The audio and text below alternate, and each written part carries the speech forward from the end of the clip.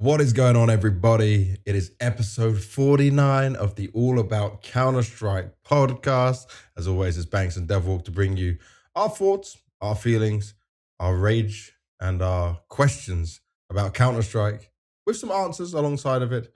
And this episode, let's do this because we're actually in different locations. Crazy. I've changed everything, so we'll get into that in a little bit. But it is the 3rd of February, 2026. We are already in February. The year is going fast. Yeah, I'm back in UK time. It is 22:49 for me, which means it's 23:49 for Devilwalk in Sweden. And I am in, not the UK, I am in Portugal. It does have the same time as the UK. Not sure why. Don't know how that made any sense or how they ended up with that. Poor guys. Just had to be the odd ones out like we are and have the awkward time zone. But yeah, I'm moving here for the next 3-4 months while me and my wife have the baby. New baby comes, new family member, you know. Come to Portugal made sense for just obviously not being in Ukraine where there's war, being where we can get electricity and all that stuff. So Portugal's a pretty awesome place to do it in. I will say this, I'm looking in front of my life. So I have this cool mini office. It's not really set up at all, anything yet. Technically set up, I mean, the internet, I'm off wireless right now. But you'll never guess what. It is in front of me, just pure rain. I may as well be in London. Like, I know it's still winter here. In Portugal. Yeah, bro. It's like I left London to get here, and there was not as much rain here. So it says severe weather, severe coastal event warning. These conditions started at 12 on Monday. Additional alerts: moderate coastal event warnings, moderate rain warning, moderate wind warning. When I landed, I was sleeping most of the flight. The turbulence hit so hard, and you know, in them smaller planes as well, right? Bro, it was rocky. It was rocky and uncomfortable. It was not fun. But I think the weird thing is, I have two questions, but the weird thing about Portuguese weather is that it can change really, really quick. Like you can be out, it's a sunny day, all of a sudden along the coast and, you know, at a restaurant, and all of a sudden, within like 10 minutes, it's just a storm coming in. So like you have to be a bit more, I guess. I mean, here in Sweden, it's just like, okay, it's gonna snow, then it's fucking gonna snow. You know, it's not gonna change. It's gonna be that for the entire day, and then maybe overnight time it will change something. But there in Portugal, I now know everything I need to can take change rain. really quick. I need to be with the rain jacket, bro, because like I just went out with just I call it like a body jumper, you know, like zip up jumper. No hood, no nothing. I was like, oh, it's kind of nice outside. It's not too cold, you know. And then all of a sudden, it's torrential rain. Like I'm getting pelted with it. So I just think I've got to carry the rain jacket with me the whole time. But yeah, probably. What have you been up I have to another since question. this last episode? Oh, you got another question? Another question. Okay. So the house that you're in, have you felt so like Portuguese houses? From my experience, like cold air and hot air kind of seeps through very, very like a lot in the houses. Yeah. Is that the same in the location that you're in? Yeah, we got the aircon on right now, putting heat out there because it's like normally I guess how I would compare it to house that we have in UK or like the house I live in Ukraine, the insulation feels good that even if it's cold or whatever, you know, you're not getting hit by it. It also does mean in the summer you will be warm. So like you have to open a window, but that's quite easy to fix. But it's like you came here and obviously no one had been inside and it's just been empty. And the floor was dead cold. It was not comfortable. Aircon had to go on. And you're thinking, boy, I think it must be just the way they built these houses. A lot of them are really old as well. Like inside is nice and modern. Yeah. Yeah. But like, even the stairs coming down here, there's no elevator to this place. It's in the -1 or whatever it is. And it's kind of like old architecture style. Yeah, it will be the same in the summer. I mean, obviously in the summer, you don't need the same isolation if you're living in a warm country. So it's probably better for the air to kind of seep through rather than close it in those circumstances. But I mean, yeah, you will see. You will see. I will learn. But it's only a few months though. But I've been playing Counter-Strike, and I've been playing a lot of Counter-Strike. Yeah. I've been watching as much Counter-Strike in the background as I can on my screens and on my TV. My girlfriend is not happy. She cannot watch her regular shows because the Krakow is not important. On. Yeah, there you go. But I've she understands. From the grind, I've gone up to 3.2k elo now on Faceit. Whoa. So Okay. that's pretty good. I'm happy with that. My goal that I set out, I started around 2.4. Yeah. And the goal that I set out was 3.5, 3.6, around there. I kind of want to be on that, like, when you get the numbers that all the pro players have on Faceit, Yeah, yeah. where you're like top 1,000 or something. That's Yes, yeah, kind yeah. of So where you want to be in that lot. Okay. I just want to get there. And I mean, I'll take an example. I know like Flatro has. I played some with Flatro as well. Oh wait, you're not only solo queuing anymore. 98%. I'll play occasional 2 games at night or something with Flatro, or he has Okay. 3.8 and he's number 571 on Faceit. Mm-hmm. But I'm pretty sure you can be like 3.6 ish. So it's not that far away. Currently, I am ranked. Let's see here actually. I am ranked 152 in Sweden and 4,613 on Faceit. That's a decent grind, man. That's a real decent grind. It's impressive you've done so much of it solo. Tell me this, when you're soloing, how much do you have to Yeah. not just I guess you IGL a lot probably, right? The games that I can. So there's 2 types of games. There's games where I join the server. People are like, "Oh, Devilwalk, call, make the calls." Like we will Yeah, yeah, listen. yeah. And those games run really smoothly. I don't usually frag very well in those games, but I usually call. We have great T sides, and we can eventually close the games out. Yeah. There are other games where you make a call, and there's 1 or 2 guys always never listening. They just do whatever they want. They just run around. They have no mics. They're running around. I just say whatever. Like, we're not gonna make any calls. Just run around. Everyone run around, and we will see what Yeah. happens.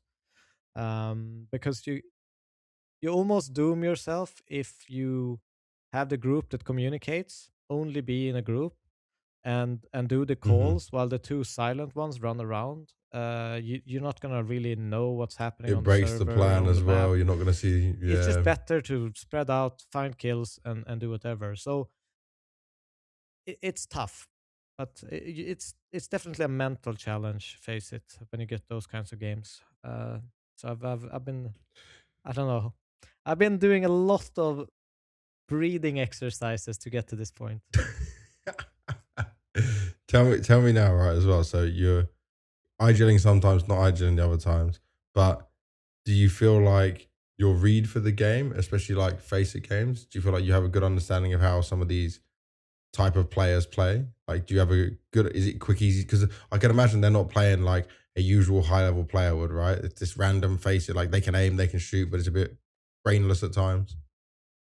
So I would say I can read the game well, but I don't read it in the sense of trying to read pro players level. Mm-hmm. I do the same as I used to do when I was a pro in clutches. So I essentially I I mean, this is going to be a banned word probably, but I always said that if I'm playing a player, his clutch ability is either great, good, or retarded. So based on that, you make different kinds of reads. So what I mean by that is essentially, for example, you have an eco, you're a Mirage, they are CT or T, and after 5 seconds, they on second round, their window players bought an AWP and jumps under after 5 seconds to clear it, right? That to Yeah. me is the dumb level, right? That's dumb. Yeah. You don't need to do that. You don't need to put yourself at the risk. But if you're playing those types of players, it's really easy to bait them to do stupid shit and punish it. Like, just say Mm-hmm. like, okay, we're gonna random strafe on timing top mid or something, and you can probably get away with killing them, even on an eco round. But if they're playing smart, you kind of just have to, okay, they're playing smart. It's different types of calls now compared to, Yeah. and then it's also like just identifying how fast they rotate is a big thing for me. So if you, for example, do A smokes, it's silent Mm-hmm. on the map, and all of a sudden when you do it, there's 4 guys already on A.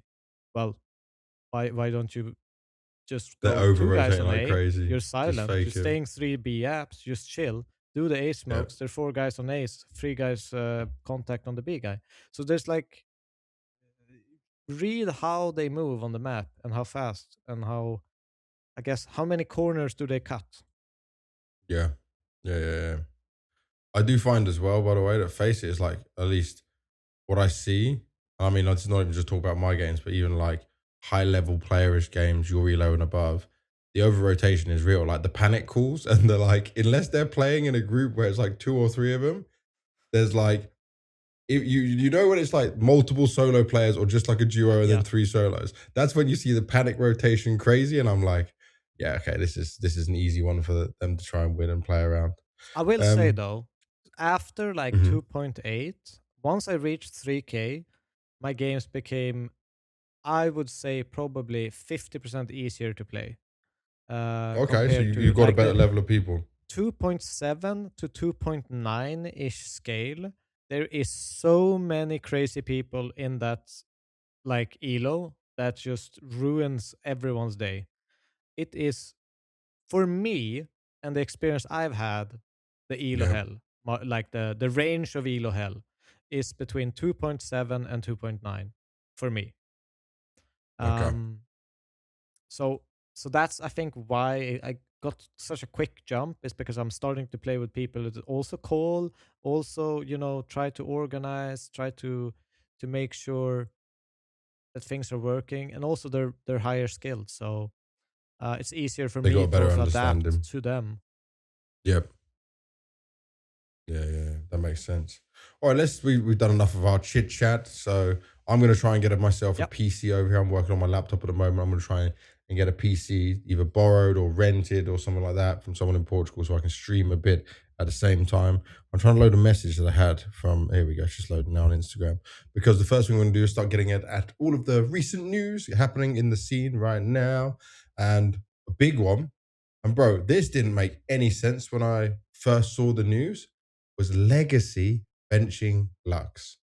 Now you can Yeah. say what you want that he was a new IGL, yeah, like he was just starting his IGL career at the beginning of last year, but the success he had with Legacy and the way he took this team to a trophy, to a second place at tier 1 events, yeah, not S tier events, not your biggest ones of all the elite teams there, but still CAC was a decent win, yeah.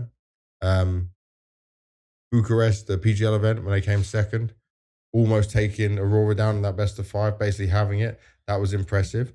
And Yeah. when I was talking to Lux, I had to hit him up, right? And I want to try and understand. And he said, like, it basically became a mutual decision because it wasn't working anymore.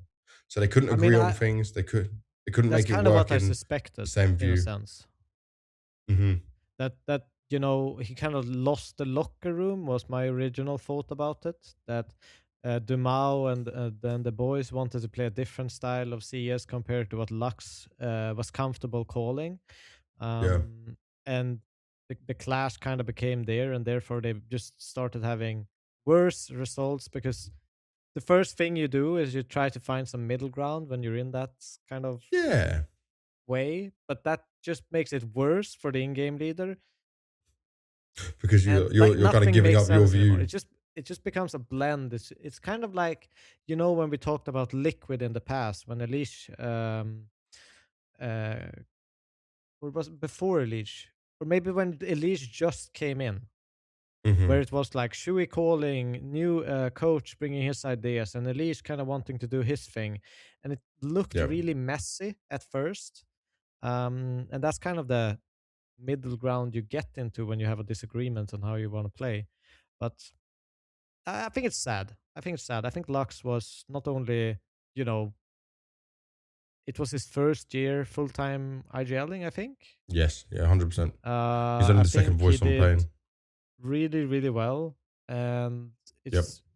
it's really tough on him to kind of get the boot so early on. I think they could have tried a little bit more.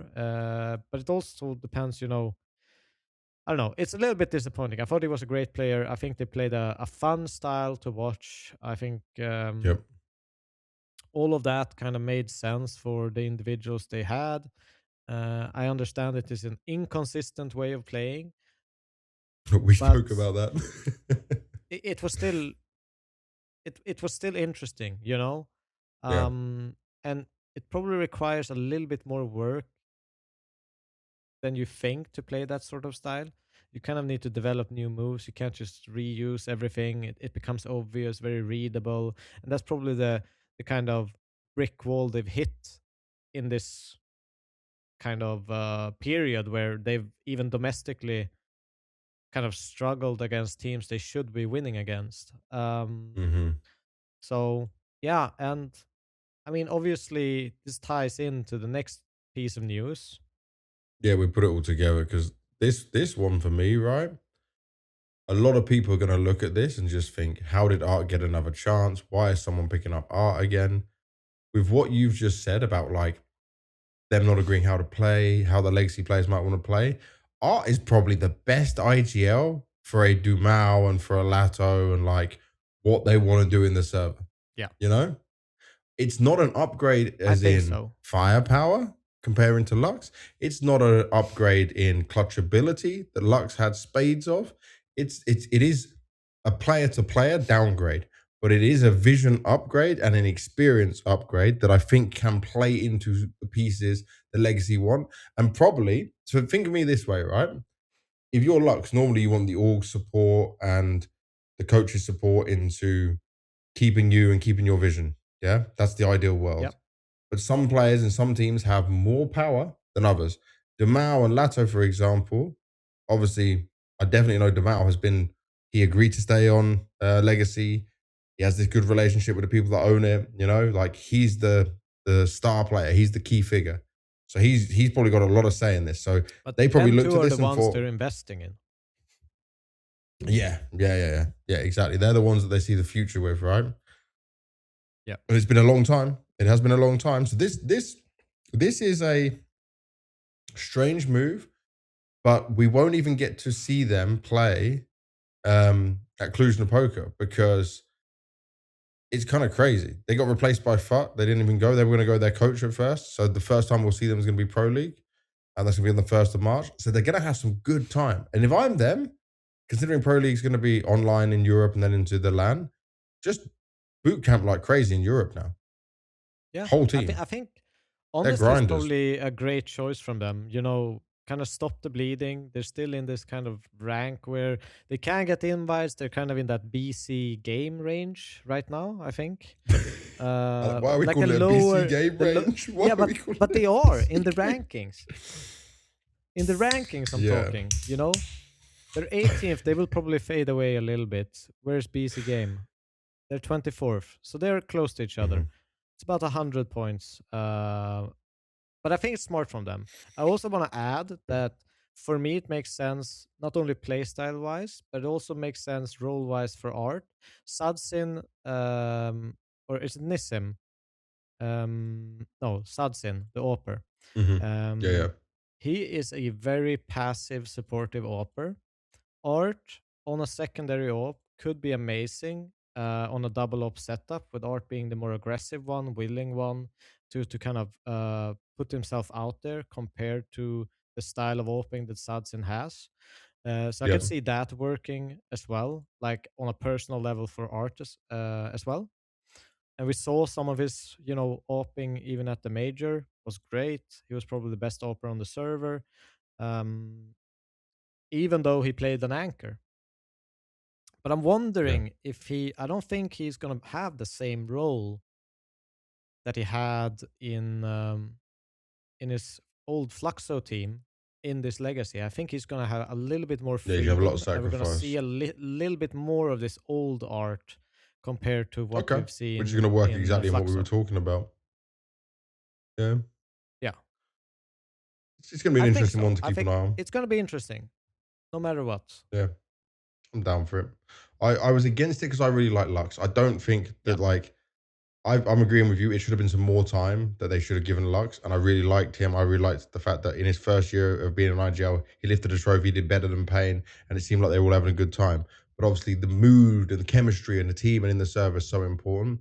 So it doesn't seem like there's any hard feelings. It was like he told me directly it was a mutual decision. They couldn't get it agreed, yeah, and I think Lux can definitely find himself a team. And if he can have them young and buying into what he's doing and saying, then it's obviously not going to be the last we see of Lux for sure. No, I think he's a good player. So yeah. The next one, this one I kind of like, man. Jota, on loan from Aurora, goes to Eternal Fire. If people didn't know, Jota was on Eternal Fire Academy League, or Academy team, a little long time ago in his career. Didn't ever get the call up to the main roster. Obviously joined Aurora later on throughout it, right? And now they're going to use him on loan to test who he replaces out of M-Star and Calyx. Let me just get your thoughts on this, Devilwalk. It's like, how would you feel if you're those two guys, if the team is literally like, yeah, this guy, he will replace one of you? Like, what are we doing? What is this mental gymnastics we're playing? I was right in chat before Prac. I play short. Or I play con. Just so I have more frags than the other guy who gets the shit rolls. Yeah, that's it, dude. I like this for Jota because Jota has experience in international teams, not just Turkish teams. He's going to be linking up with Demka, Rigon, Warro, and then obviously M-Star and Calyx being the other ones from Eternal Fire. Personally, both M-Star and Calyx are a bit on the more mature side. I'm not going to call them old. They're only 27. But Calyx has the more experience, probably is the one that ended up staying, and M-Star will be the one that replaced. That's how I see this working out, But obviously, Eternal Fire goals now is like bigger and better on an international scene. I'll just say, I don't know who's going to keep the team in check of tilting and raging and whatever else is going on. Because Jota, he can get loud and hype, but he's a pretty calm guy. And then you've got Warro. We know what he's been through. We understand what our Rigon will be like, if his head goes down. Demka's going to have to be cracking jokes every day. He's just going to have to be the funny guy. Doesn't it on paper look wild? Yeah. You're like, it's hard to see this work. It is a wild team. It's a very wild team. I mean, I wish them the best. I'm not sure they're going to be... Political answer now from Devilwalk. Yeah, I don't know. I can foresee a lot of raging in this team. And I mean, to be fair, any Voro team is a raging team, first of all. But Rigon, he can rage as well. I know that he was on the later period when I was coaching him. He actually became really good with that and had tuned it down a lot. So I was really proud of him for. But I could see maybe, there's a chain reaction of people tilting. Turkish people, maybe also known for tilting a little bit or being hot-headed at least. A bit fiery. I think Calyx and Jota have to keep that so calm. They have to keep it so chill for everyone else because, I understand what Eternal Fire is trying to do. They're trying to maximize their opportunity to grow as a team and get up there.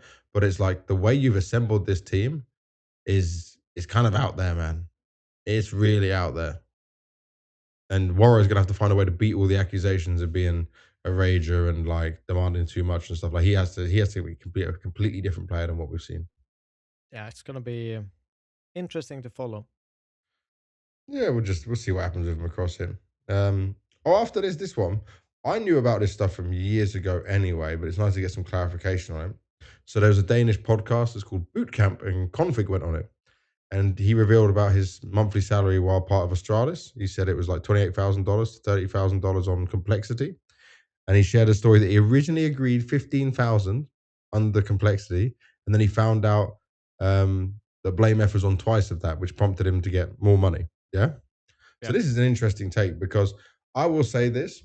There was times where obviously complexity was trying to get players to join them. Yeah? They were trying to attract the best players to be the juggernaut, to be the winning team, to be title contenders. The money they did throw at players was way over their value. Like, even though BlameF was good back then, he wasn't worth 30K a month.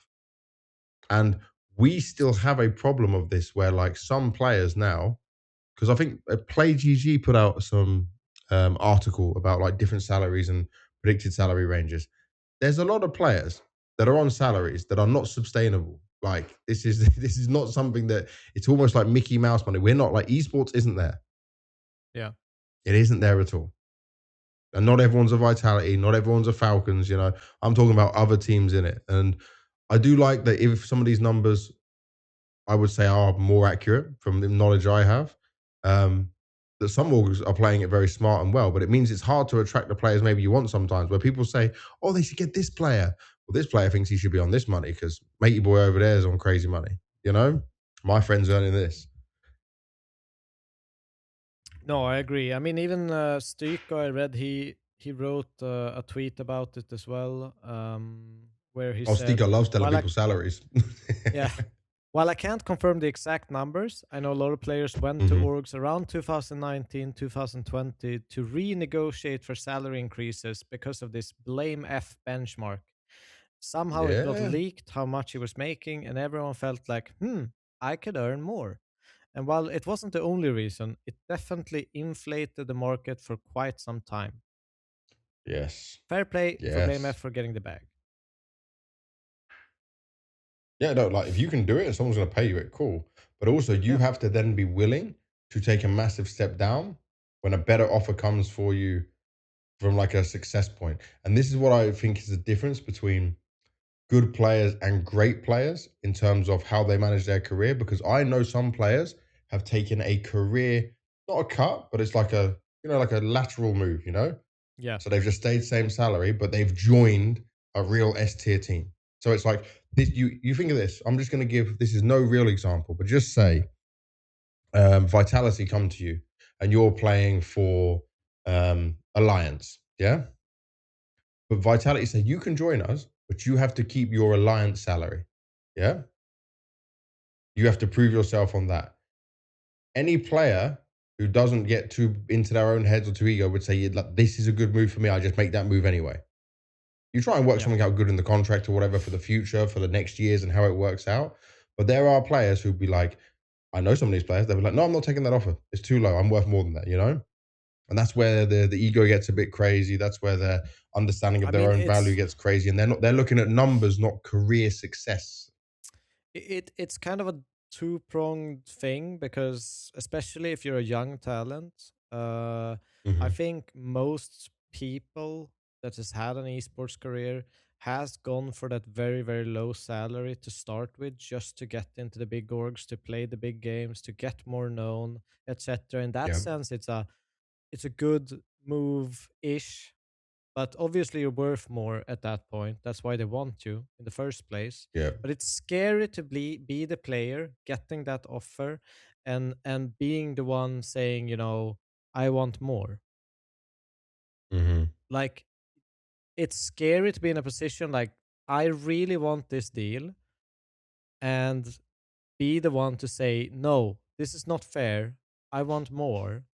And them being like, Yeah. because they don't reveal, in these conversations, they don't say, we just want you. They're looking Yeah. at, Yeah. Yeah. They they are. always say this fucking broad statement where it's like, we're looking at several different options and Yeah. blah, blah, blah. Like, Yeah. Yeah. Yeah. Yeah. Yeah. Yeah. we Yeah. just want to kind of confirm with you what you would be willing to go for. But it's also, if you have a good agent, right? That's also a fact. I always say this. There are a lot Yeah. of agents who are useless. There are a lot of agents who are lazy, but there are a few agents that are good and capable. And it's about finding out, because there are some agents, I would say, that I hear the same waffle or bullshit for the past 5 years, and they haven't made on that promise, you know? Like they've told them, I'm going to do this, this, and this for you. And then they're unhappy at the end of it because they don't get what they need. It's not about getting them on the right team, but it's about over promising and under delivering. Yeah. But what you should do is under deliver. No, you should Under under promise, over promise and over deliver. deliver. That's the one. That's the one I meant, you know? That's how it should be done. Or you should just be fair Yeah. and straight with what the options are and the opportunities are, because you can't just go out there and get the biggest salary and the biggest gig and the big name teams looking. But I think for some players now, well, look at this. Flamesy was a genius. Flamesy left OG and left OG out of contract. So he went with no cost to Vitality and they just paid him a salary. And I'm sure he would have got a bump up from that and probably extra because of the situation. You know, they didn't have to pay anything. But like him and Messi are not the names like Rops, for example. Yeah.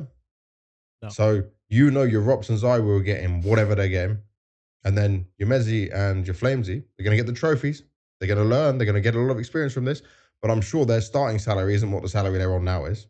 I don't know it. By the way, I have no factual information, but I mean, there's got to be some tier up on this based on this and results and bonuses and Usually, achievements. orgs today have a achievement progressive salary. Like there is some, even in the lower tiers, it would be something like this is X salary.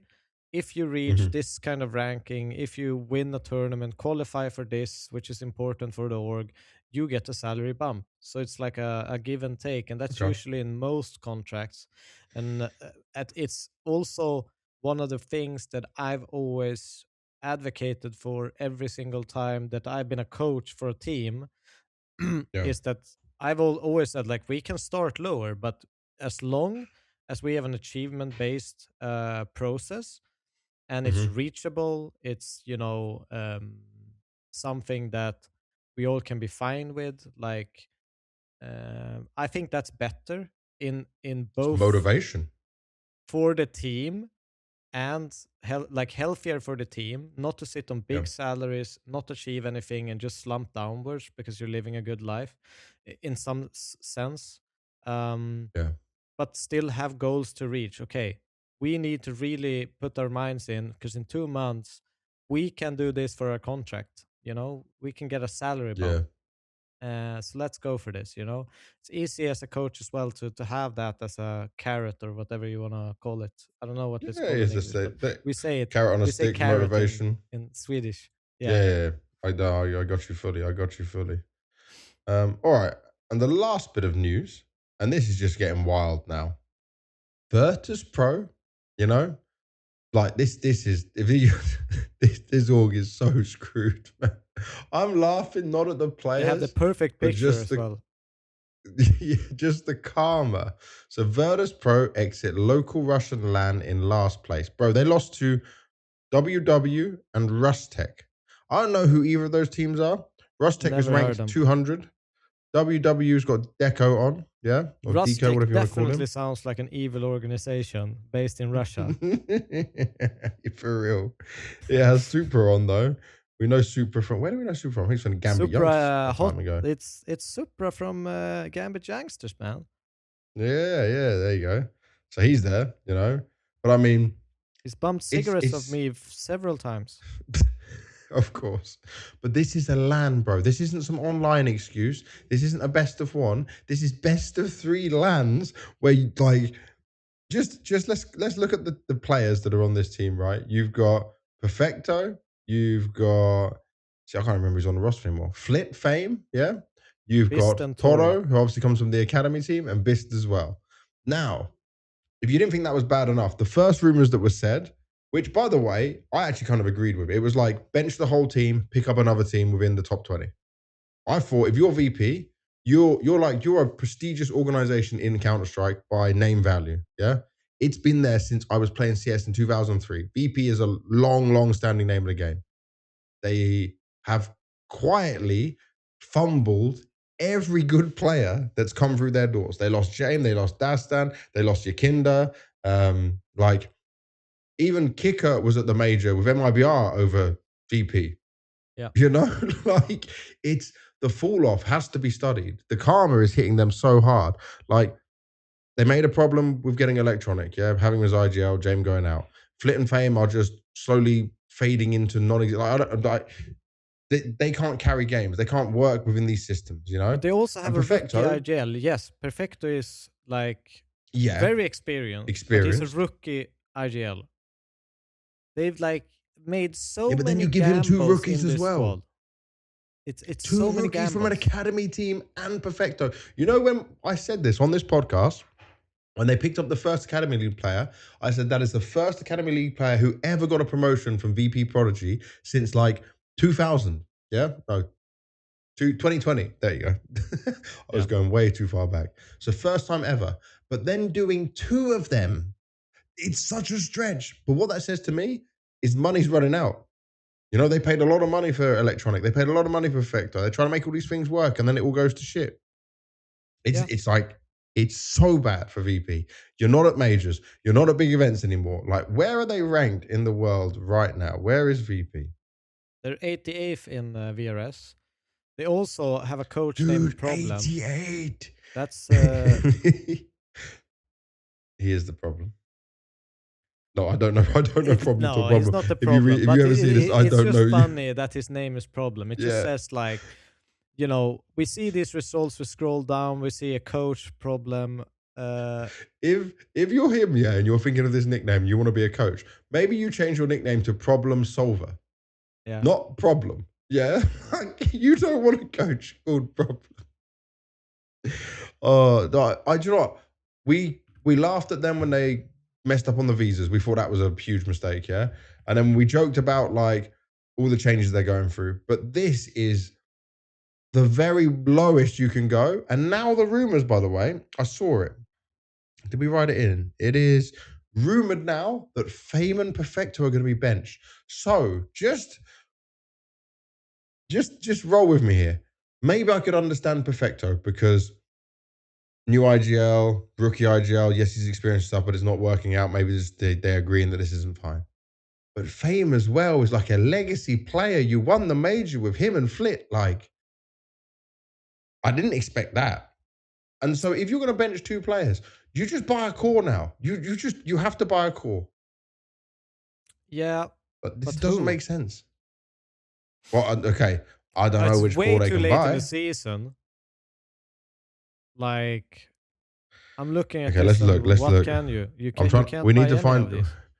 We need to find a regional ranking. GamerLegion. There you go. No, we can't keep selling GamerLegion. Okay, we're gonna do VRS Europe, yeah. And they need a team with like a Russian core. Now let's just laugh and joke. Imagine they tried to buy PARIVISION. By the way, not gonna happen. Like that's not possible. Okay, does BC.Game get a few more games in? Keep Electronic simple and Muterist and then take 2 from VP and they become, I don't know. No. Namiga?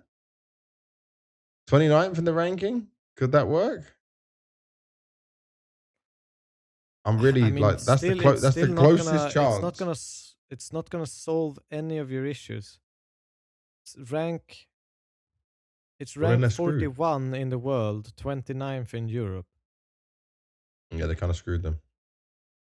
Like, dude, they're so cooked. They're so cooked. There's nothing I'm laughing, but I do feel a bit bad, you know? I do feel a bit bad.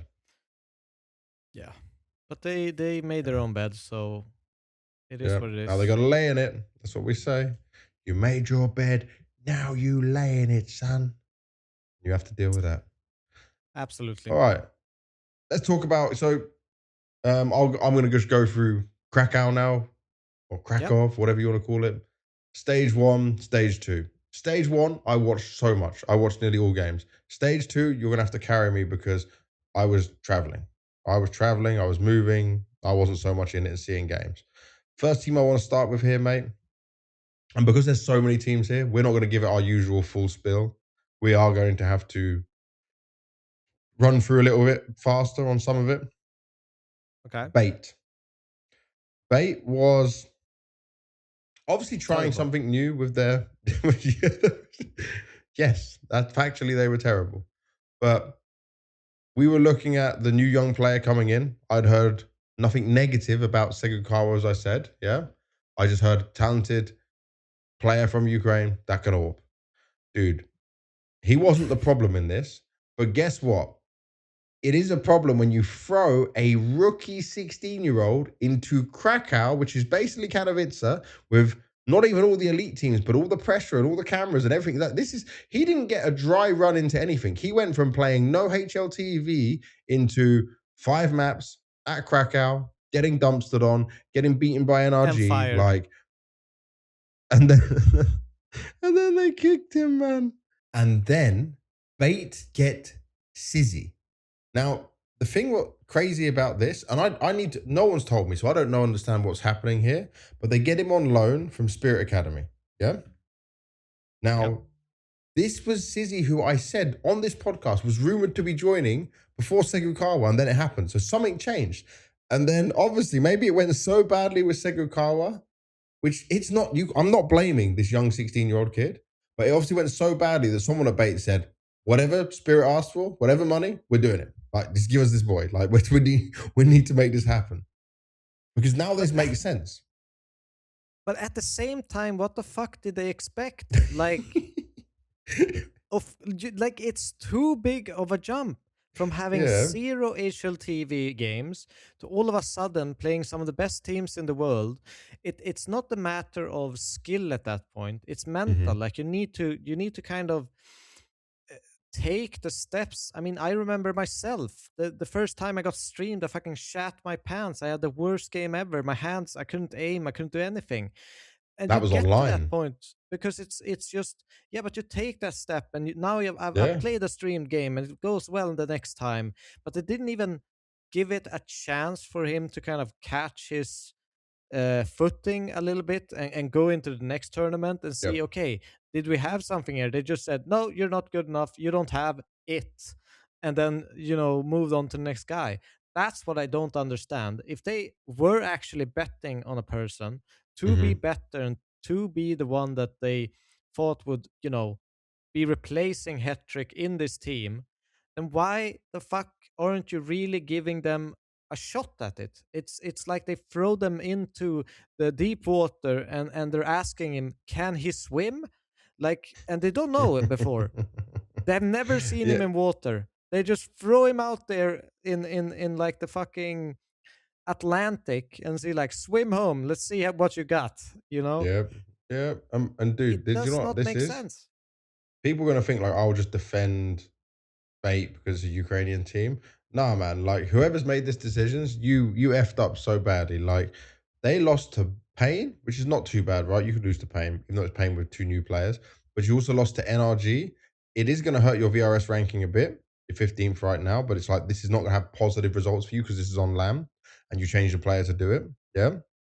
And then on top of that, I already complained when they did Hedrick so dirty by dumping him after all the transfers had happened, so he couldn't get a new team for the season. Like, he sat there with no team, no chance, no opportunity because it was all done last minute. So you behave badly to Hedrick, you just behave badly to this 16-year-old, you dragged another 16-year-old in, and maybe Sizzy's even now in his head thinking, you know what?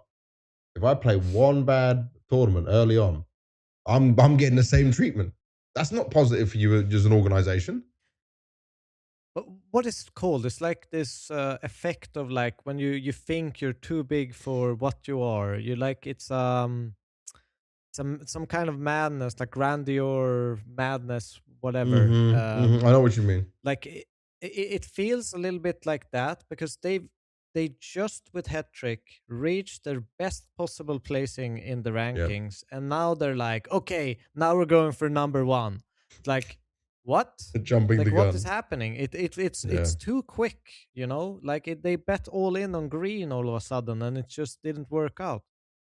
They went from almost making it to playoffs of a major, playing NaVi quite close on one of those maps. I think it might have been But they Train. were I like just off the top rank of my head. 11, 12 or something. Like really good. Yeah. Like for the rest of the year, and they just throw it all away. And then now they're in this bad spot. We'll have to see what Sizzy can do, but I hope they give him a nicer way in because it wasn't nice for Segukawa. I said we don't want to spend too much time on this, so we need to try and go through these teams as well. Passion UA quickly, because Passion UA was a team I was really enjoying. Yeah. Losing to G2, it's not too bad. Should have been able to win against NIP. I feel like they should have had that win against NIP. They're now going 0-2. They went out last place at Blast Bounty as well. This is where now I start to have more concerns about what they can do, because if you remember, they introduced Mirage to their map pool for Blast Rivals Hong Kong. I saw some positives. I saw what they could do. The major was positive, almost making playoffs as well. Like there's all these things that were right on the cusp of it. And then they've come back into the start of this year, and I'm not seeing the same team. I am not seeing the same team. But to be fair, this is also against what I considered to be probably one of the worst NIPs so far that I've seen in the past year. Like they look actually quite rusty, quite bad at times. It doesn't look like they have the same oomph, like punching power as they're playing. and I don't think that's Karen's fault or anything. I think it's just like No. they haven't really gotten all the pieces together yet. It could be something that maybe one like Karen doesn't know all the strats, so it feels like Snappy feels limited in his calling, etc. It could be many Yeah. things, but it's definitely not the hottest looking NIP that Passions was losing to. Well, let's just transfer straight into NIP then, because Yeah, NIP, we were getting more positive about them at the end of last year. They bring Ken in now, yeah. We thought it would start off more positively. Even that game against Liquid, when it was the full roster of Liquid at Blast Bounty, showed yeah. me positive signs. But like their nuke has fallen off, yeah. They lost to Liquid 2-0. This was Liquid with Krimbo as a stand-in, by the way. They just about beat Passion, and then they lose to BC.Game. Now, people can say it's BC.Game was simple, but I mean, I was putting NIP into this bracket of you could break into that top 15, top 10 of the world potential for VRS. And right now, that's not it. I'm not seeing it. And I I don't don't think care if one Simple player is on the changes it that lineup. much. BC.Game is a much worse team, or should be a much worse team Yeah. than this NIP team. It does not, just because you have Simple all of a sudden put you ahead. I think this is almost an embarrassing loss for them in the qualification stage. They should have qualified. That's it. I Yeah. mean, great on BC.Game. Simple Electronic had a smashing game, but as you say, Nuke, it's it's not great. I mean, the nuke T side was actually fine. It's something that I normally feel like NIP can kind of fumble at times. Mm-hmm. As their like main map feels very like, I don't know.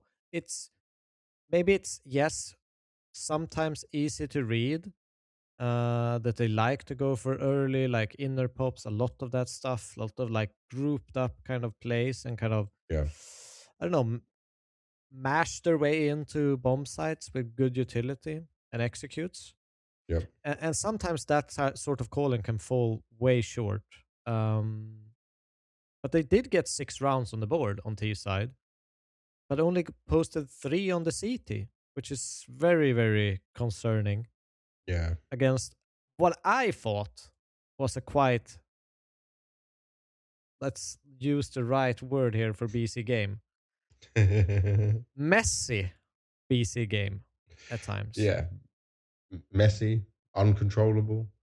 Yeah. Frustrated. Yeah, we'll get into them in a little bit. We'll touch on them probably more towards the next stage. We're doing our first But sets. disappointing from NIP. I'm Yeah. at a point where I'm not. They're not my betting horse anymore. No. I'm. So as I said, I thought this year they'd be like a top 15 to top 10 team grinding their way up, even after the Cairn edition.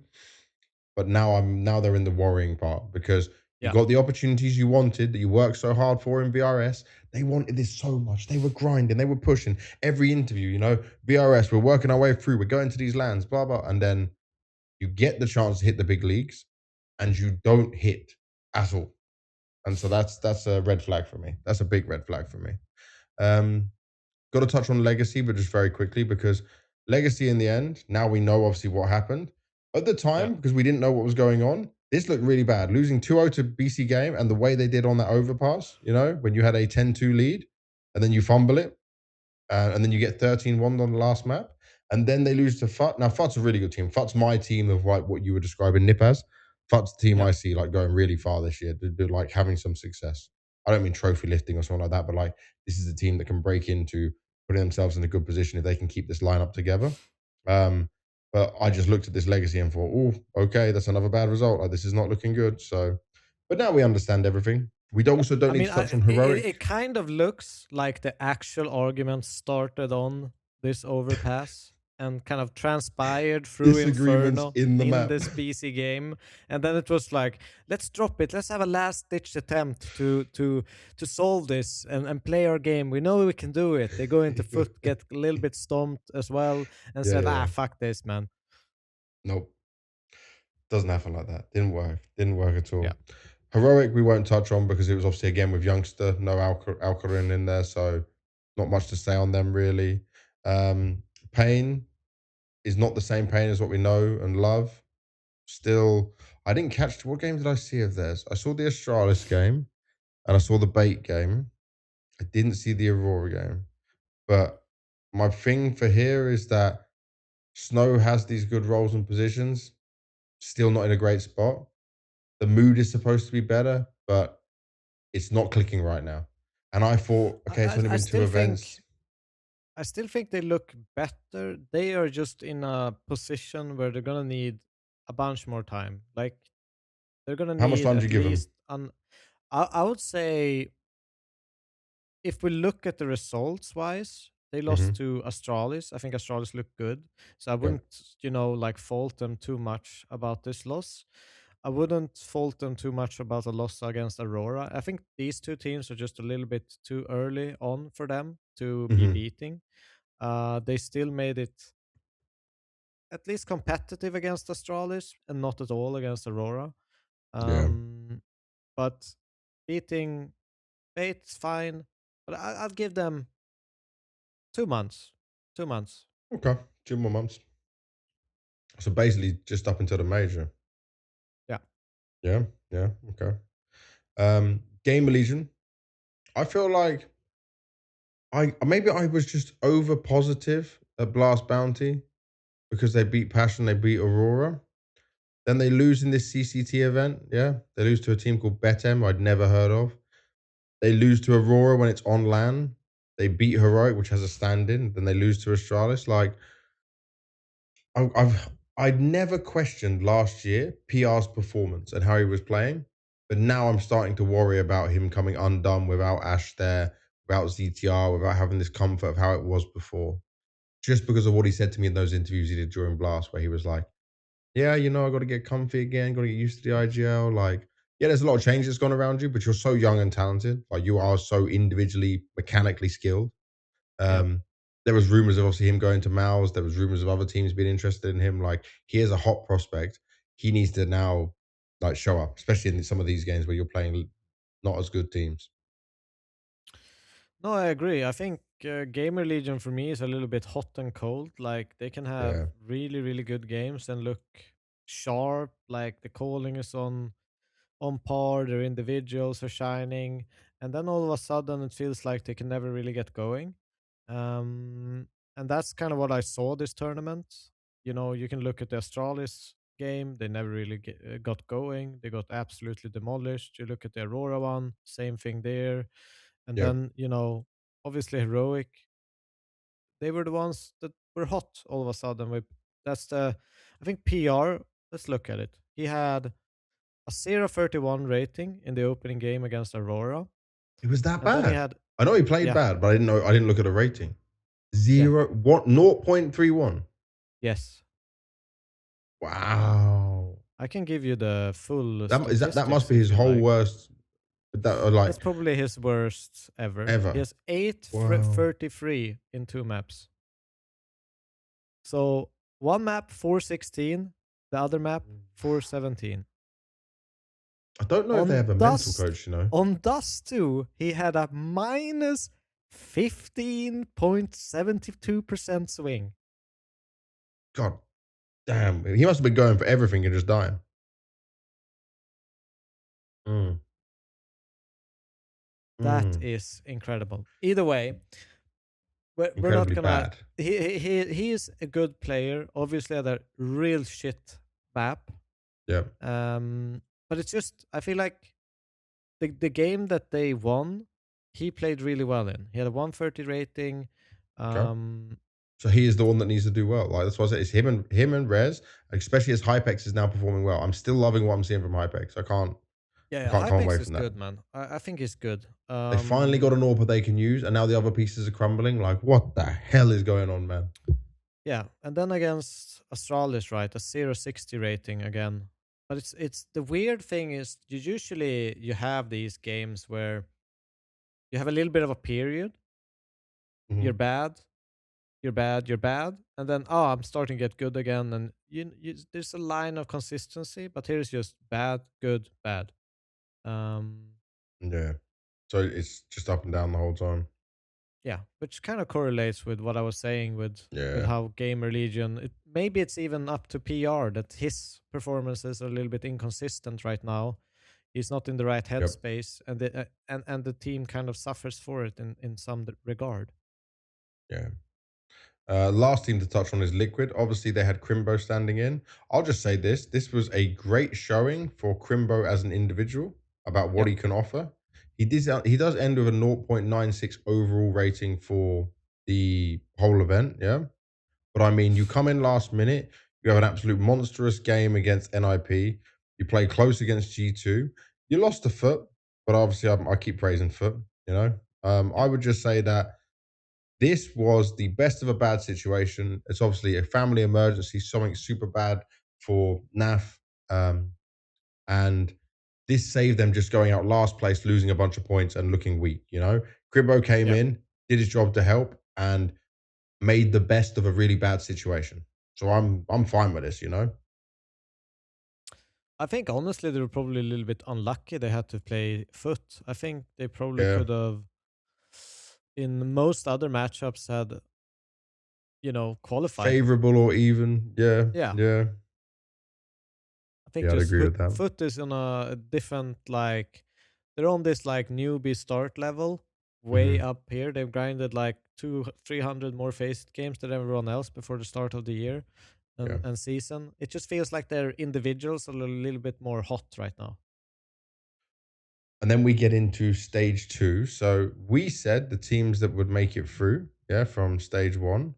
We got our list up. So you said teams that would go through. We had initial matchups as well. We had initial matchups as well. Okay, initial matchups. Didn't I only go I only got 3 correct, and so did you. We're you predicted worse Aurora. than flipping a coin, man. Yeah, you would have just been better not listening to our predictions on opening games. So the only games you got right was G2 Passion, choosing G2, Astralis Pain, choosing Astralis for me, PARIVISION Heroic, which we both got, and you picked Aurora over GamerLegion, which I probably should have done, thinking about it. We both picked FUT, who started off losing to 3D Max. 3D Max came out looking better than they did, but we'll touch on them later on. Yeah. Teams to go through, we did better though. Yeah, this is more positive. It was a little bit of a clown fiesta because in the video, Banks says 9 teams and I say 7. So I just picked Pain. How did we count on our fingers on video and still fuck this up? After the fact, when I knew Pain was relegated, I picked Pain as my 8th to not just get a free point. I just want to clarify that. It's true though. If I check with our producer, I don't think that's going to work the same way because he didn't let me make any changes to my I was literally picking it with him. Either way, right now he's not telling me anything. That's the official answer I have on the situation. But so we said Bait would go through, G2 would go through. I said Pain, you said Pain, you said Legacy, both said PARIVISION, both said NiP, we both said Foot, we both said Aurora, and I did say BC.Game will go through. I called the BC.Game going through. So that's where I got my little extra win over you. Absolute. So I got... What do you mean absolute? Why? I'm just saying it. Let me comment. Yeah, but I mean, I believed in my boy Simple. I believed in my boy Simple. Slide in some comments. You're just throwing daggers at me through the screen, through the camera. Trying to get me, man. Oh my god. All right. Yes. And I picked Pain there. Yeah, and then you picked Pain. So in terms of teams going through, we wouldn't do too badly. Big surprises was NRG and 3D Max going through. I think they were big surprises. The worst thing is, when we recorded that video, a day after, I played a Faceit game with Nitro, OC, and Bro. Well, they were in your ELO lobby? We were in the same team. Oh, you were playing with them? Yes. Did they know who you are? Because the young, I guess Nitro would, but the young ones probably not. Well, I mean, it wasn't like we had a normal conversation. We just sup, man? It's everything good. And then we just played. Yeah. But either way, they were looking fucking good. We were playing CT side of Mirage. I'm playing fucking B apps. They're just running around the map doing different shit all the time. We're playing, and I'll tell you, we're playing Tenir, Sun Pios, and Nerds on the other team. What lobbies are you, bro? And we fucking, I think we 12-0'd CT side on Mirage. Like, OC was hitting bangers, bro. His aim was so crisp. And Nitro aggressive moves. OC to liquid. Like, they looked really good. Like, I was like shocked how crisp everything was from them. So if I've had that game, I would have actually praised them a little bit because they're individual level. Even though it's a Faceit game, you can still on a little bit of eye test see how good these individuals were, and they looked really good, and especially on Mirage. Clearly, Unk in you are the Unk. You still got it as well. You're rolling around these lobbies just casually right now, dropping names on the podcast like, Tenir, Sun Pios, OC, Nitro. Like, I think we won like 12-3 or something, or 13-3. That's a decent lobby, man. That's a decent lobby. Oh, that's good. So yeah, look, we'll talk about the teams that went through later, but NRG, G2, 3D Max, PARIVISION, Astralis, Aurora, BC.Game, they went through, right? BC.Game seemed to be a surprise for a lot of people, but they did make it work, and we'll touch on all their results when we come into the later bit. But we need to start off stage 2. Now, I want to say this for everyone at home. I already openly admitted I was moving to Portugal, I was doing my visa stuff, and I'm getting ready for like baby coming. So I didn't watch all the games from stage 2. I wasn't at home, I didn't have that time. But even if you are like us who love Counter-Strike and you're trying to watch as much as possible, when there's 2 streams running, even if you've got multiple monitors, like you could, sometimes I stream and watch a game on the other side, but I still won't watch 2 games. There is so much with this schedule and format that is hard, bro. It's hard for people who love the game to keep track of it. Like, I was looking at matches and trying to choose based on like who I think will give the most exciting game. Yeah, but it's like even tonight we're looking at, it was Mouse Falcons and Aurora Vitality at the same time. And you're just like, I skipped Aurora Vitality just because it was I had just one game up on the TV here and one on my phone next to my PC. Yeah. Like, it was really hard to kind of follow what game. I literally watched on my phone like this, and then like, okay, it's pause here. You hear something. Yeah. Dude, I chose, the games that were like qualified to semis, I chose to not watch them and then watch the like elimination games because that was more meaningful. But as soon as the Vitality game, for example, got to overtime on Ancient, I had to tune in and watch that, But I'm just watching one device going and doing it that way. But yeah, it's tough on these schedules. If you're not working the event and you're trying to follow it and you're doing anything else, it's difficult. So I don't know what like casual fans are doing. Like, you guys in the comments, let me know, how many of these games were you watching? Like, were you just choosing your favorite teams or just when you could around your schedule? Like, how does it work for you? Let us know. Give us the information. But let's now look at our stage 2 results. And dude, I noticed one is wrong here. Is it? Yeah, I will. You gonna fix it? The Furia versus Foot. Furia that was Foot win. Yeah. So it's a red for both. So yeah, we do our initial predictions. We always give you our thoughts on the matches that are coming up. So for stage 2 opening games, MongolZ versus G2. We both said G2 win. NaVi versus PARIVISION. You said PARIVISION. I said NaVi, of course. NaVi won. Crazy NaVi, game though. Of course. Like it was some easy slaughter from NaVi. Yeah, just in my head, I only saw headshots from Bit. Great plays from Makazi, amazing calls and smiles from Blade. Watching the actual game and going through it was like mentally disturbing me, but that's the reality compared to my fiction. Isn't this the game that this like Blade clip came on Reddit where he literally like screaming in Ukrainian to Alexi B, I think? Like, how can you play default the whole fucking game or something like this? It's I'm paraphrasing. He did not say those exact words, but something along those lines. Something to that. Yeah. So anyway, then we had Furia Foot. We both said Furia. Foot won. Keep praising them. I continue to praise them. Spirit Astralis. We said Spirit was Spirit. Vitality BC.Game. Vitality. Now, I was on the FaZe hype. I'll come on to FaZe later, but I'm not on the FaZe hype anymore. 3D Max beat FaZe. You got it right. I got it wrong. We both said Mouse would win. They did. We both said Falcons would beat Aurora. We were both wrong. Completely wrong. But the first team I want to start with, mate, is I really was harsh on the Mongols of what I expected them to do in the Budapest Major when they had not Cobra Zero. What was his name? How have I forgotten it already? Controllers. I'm so sorry, controllers. When they had a controllers, Blitz was telling us, Mazzino was telling us, he was saying, why do people think we're going to be bad just because of this? And we're all thinking, like, Senzu's so good, this is why. So then I thought, okay, now you're getting Cobra Zero, the guy you wanted. This is going to be better, This is going to be great. You've had time to get ready for it.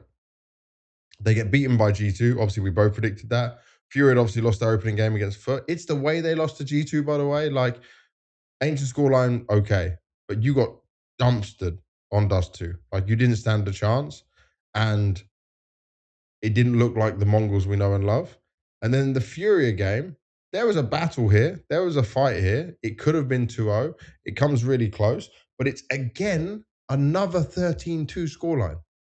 Yeah. It's the way they're losing some maps that shows, like, maybe we were right to doubt what you were going to have here with players, because we can all agree, give him more time. He's just come in, all this stuff. But, like, now I'm kind of, where am I at with these guys, Where do I think they can go? Because we praised them, we didn't praise them, we didn't understand how they're going to use the system, and now look what we got. Yeah, I think, unfortunately, they are going to struggle this year. I think You're calling it now for the whole year, even with more time? Unfortunately, I hate to say it, but I kind of am. Okay. And I think... Why would you say that, though? Because I thought maybe with some more time, they would have a chance. I think the reason being is, like, some other teams I can give more time, but they're in a different kind of bracket where, the teams that they are chasing comparably to the teams that Mongols are chasing are very, very different levels. So I'm just, like, trying to... So Mongols being an elite team.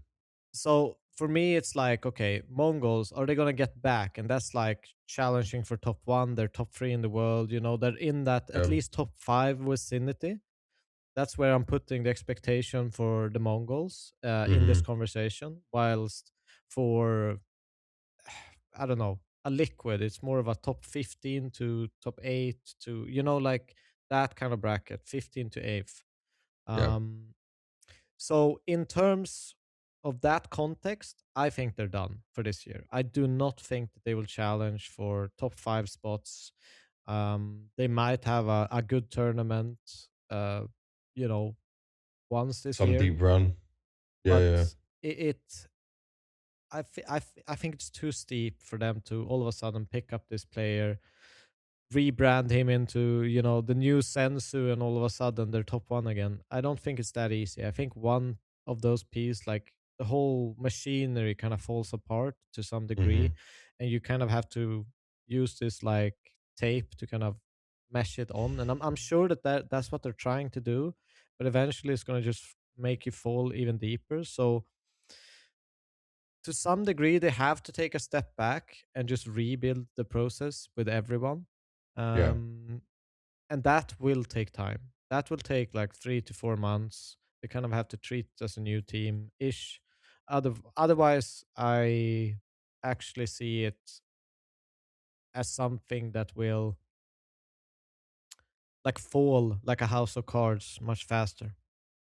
See, I'm going to disagree with you, because I will say that I feel like during the controllers era, that time, there was no pressure, no expectations. Yeah, it was a different way they could play game, more risk taking, how they were approaching situations. Their system, they believed in just slotting him in, making him feel confident. Yeah, and also he was an older player to feel that confidence in the games. Yeah. So he didn't have the same kind of maybe mental problem, not mental problem, but like a mental block in some moments. But with Cobra Zero, it's like, this is the player we wanted you to have. This is the player that you expected to do well with.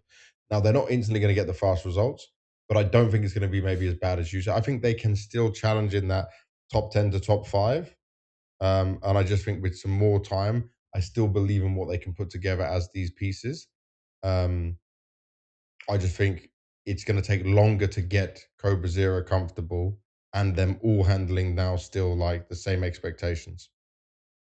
I'd be That's just my take surprised on it. if the Mongols would chase down and reach a top 5 that includes Vitality, Furia, Falcons, Mouse, and Spirit, Mm-hmm. with the addition of PARIVISION, uh, Aurora with Anubis back, and a G2. I think that these teams will be ahead of the Mongols for this year. Okay. Well, let's see. Let's wait and see. Yeah.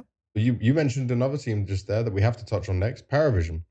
You actually had Paravision going to playoffs, which I didn't think was going to be possible. I wasn't that hyped on the Blast Bounty run. And I'll just give you my take on it. It's not like I think your take was bad because they won Blast Bounty. You can for sure say that that's a team that can make to playoffs. But I feel like at these big events where it is a Krakow, Cologne, the majors, it's the same thing. They can go so far, but then also some of that inexperience, some of that feeling the pressure, some of that, players not showing up in the right moments comes in for them.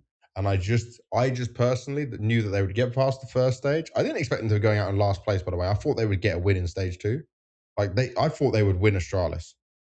But I think still they've got a hurdle to overcome as a team, as a very young team, um, before we can see them being like a regular playoff making team. It's an exciting team. It's a fun team to watch. Um, Obviously, we praise Dastan and James so much in it, but the younger players are getting up on their ways as well now. But they still, for me, it's not like a team that I expect to see in playoffs. I I still think that they will make plenty of, like, I don't know how to phrase this, but heads roll or something this year. I mean, you can look at the results. They didn't play badly. I mean, they could have 2-0'd a NaVi. It's a 13-11 on Dust 2. It's a 16-19 win on Anubis on that map. You look at the Astralis one, Overpass, 13-11, 16-13. They are still making it close. They're making it very competitive, the games that they are playing. They're not Yeah. falling off, like they are not at all in the game. I think they definitely are going to have their struggles with people looking at them more, trying to figure them out, and it's a new kind of experience for a lot of these young players to get a test and taste of being anti-stratted and people knowing what your kind of patterns are as people on the Hmm. server. I understand that, but I still think that they are unique enough for some of these teams to not being able to find the answer, even though um, other teams will. Yeah. I'm not anyway down and out on them, but like this performance doesn't surprise me in some ways. Like I'm not going, oh I'm wow, not like this is surprised such a either, huge shock. but Yeah. just at the same essence that I, you know, have picked Foot, or like, you know, this is initial mashups. Navi, Paravision, both are shaky. For me, it was a 50-50 game, you know? Okay. It was. Okay. Okay. I'll let you say that. Yeah. I don't I need to mean, comment on I that. think it was. I'm not biting to your bait. I'm not biting on that at all. Um, we can go from Paravision though to BC.Game. So they end in 13th to 16th place, losing to Vitality and FaZe. Obviously, no shame in Vitality losing to them. Obviously, the big story of that whole game was just simple ZywOo, simple ZywOo, simple ZywOo. Yeah. They even did like the head-to-head interview with the guys and stuff. It was like a videos being made, content. You've got the two of the biggest names, not obviously Donkey's also included now, but two of the biggest names, the bigger names in Counter-Strike, finally going back to back against each other again after so long. Yeah. Yeah. And Simple still does some simple things, but I mean, this is where you can see the gap. The gap was so big. Like, this is where you look and you just think it didn't matter what BC.Game tried. They can tell themselves that like the game on Dust 2 was competitive, yeah, and they had chances. But I'm gonna say I never felt like Vitality were out of control in this game. Do you No. see the clips of like Simple talking to his teammates and like checking out a game as well? Was it the one I saw one clip where Simple missed his Molotov window and then flamed crazy for not planting safe in a like a 2v3 round on B side? Oh no, I saw that I clip. didn't see that one. I didn't see that one. I Okay. saw the one where he was sat there like this, yeah, and he was like not doing too much, and he was like frustrated, and then like they were fist bumping, and he didn't. His fist bump was like this, you know, Yeah. like just to the side. There was not, and it's like Muter's made a crazy clutch, and they should have hyped him up. They should have given him some confidence. So the vibes felt a bit dead at times, but obviously this is a highly competitive person, you know. Some people are not going to be the vibes guys of the team. That's what they got Taz to also help out with and make sure things are on track. But I still think that this performance, like, where do they end in 13th to 16th? Yeah, 13th to 13th, Yep. 16th. I still think that's a respectable run for a team that people didn't have even maybe making out the first stage. I had them making out the first stage. I predicted it. But I mean, a lot of No, people it's didn't have them making out. 100%. I think they did their job. I think they went here, and I mean, the only real objective for BC Games was to either gain a few VRS ranks or stay on the same level Mm-hmm. by not losing both games. And I mean, they achieved that. They won the points they needed to stay relevant, to be able to be in this position again, Yep. to qualify. And that's, I mean, why they bought the core from Saw, why they assembled this team in the first place. So I think Yeah. step one in the process for them is completed. So I think it's a good job on them. Definitely. Then we see obviously Simple go up against FaZe. Remember the FaZe opted to have Brokey back, not keeping Simple, just as another. So it was storyline games for Simple, by the way. There was a lot they had to deal with, and Yep. they lose Dust 2 as the pick of BC.Game. They then win Nuke. Now, when I saw the Nuke win, I did. So I was asleep after the first game. Yeah, I thought BC.Game were done for, and then my eyes were woken up, and I said, "Okay, we got a game on our hand." And Ancient, it was not maybe closer than what the scoreline says. It was a little bit closer. There was almost that 1v4 from Simple. But Did you don't you see it? think Where it's like, embarrassing that FaZe pick Nuke and lose 13-6 when they converted Pistol to 3-0? yeah, it's kind of rough. You had the game in your hands. You start with a 3-0 on T side. I mean, it's Yeah. fine that you struggle on T side, but I Well, think we also it's we also say how good Carrigan is. You know, he should be doing better than that with all these pieces he has right now. Like the thing is, I'll come on to FaZe later because I don't want to jump yeah. the gun. I'll still stick BC.Game. But then obviously when they got to Ancient, did you see that like almost 1v4 and how both Brokey and Simple were trying to like read each other and they basically waited like both in cave. Like Simple's cave entrance just waiting and Brokey's like towards the tucked in bit and they're just looking, waiting to make a decision, see what happens. And they both just waited time. Simple goes forward, Brokey just finishes him off at the end, but it was almost like an incredible 1v4 from Simple. He could have been I like, so there were some see moments in there. right now. Yeah. There were some good moments in there. It was nice to see Brokey have a good game overall. Like I'll say that was a positive at least because I was still not sold on him completely. Simple got soul red, man. Hmm? Simple got soul red. Yeah, but they both kind of read each other, right? But like Brokey just Yeah, never yeah. went for it. Yeah, so No, it was but it was I good mean, in that Broke sense. wins the time.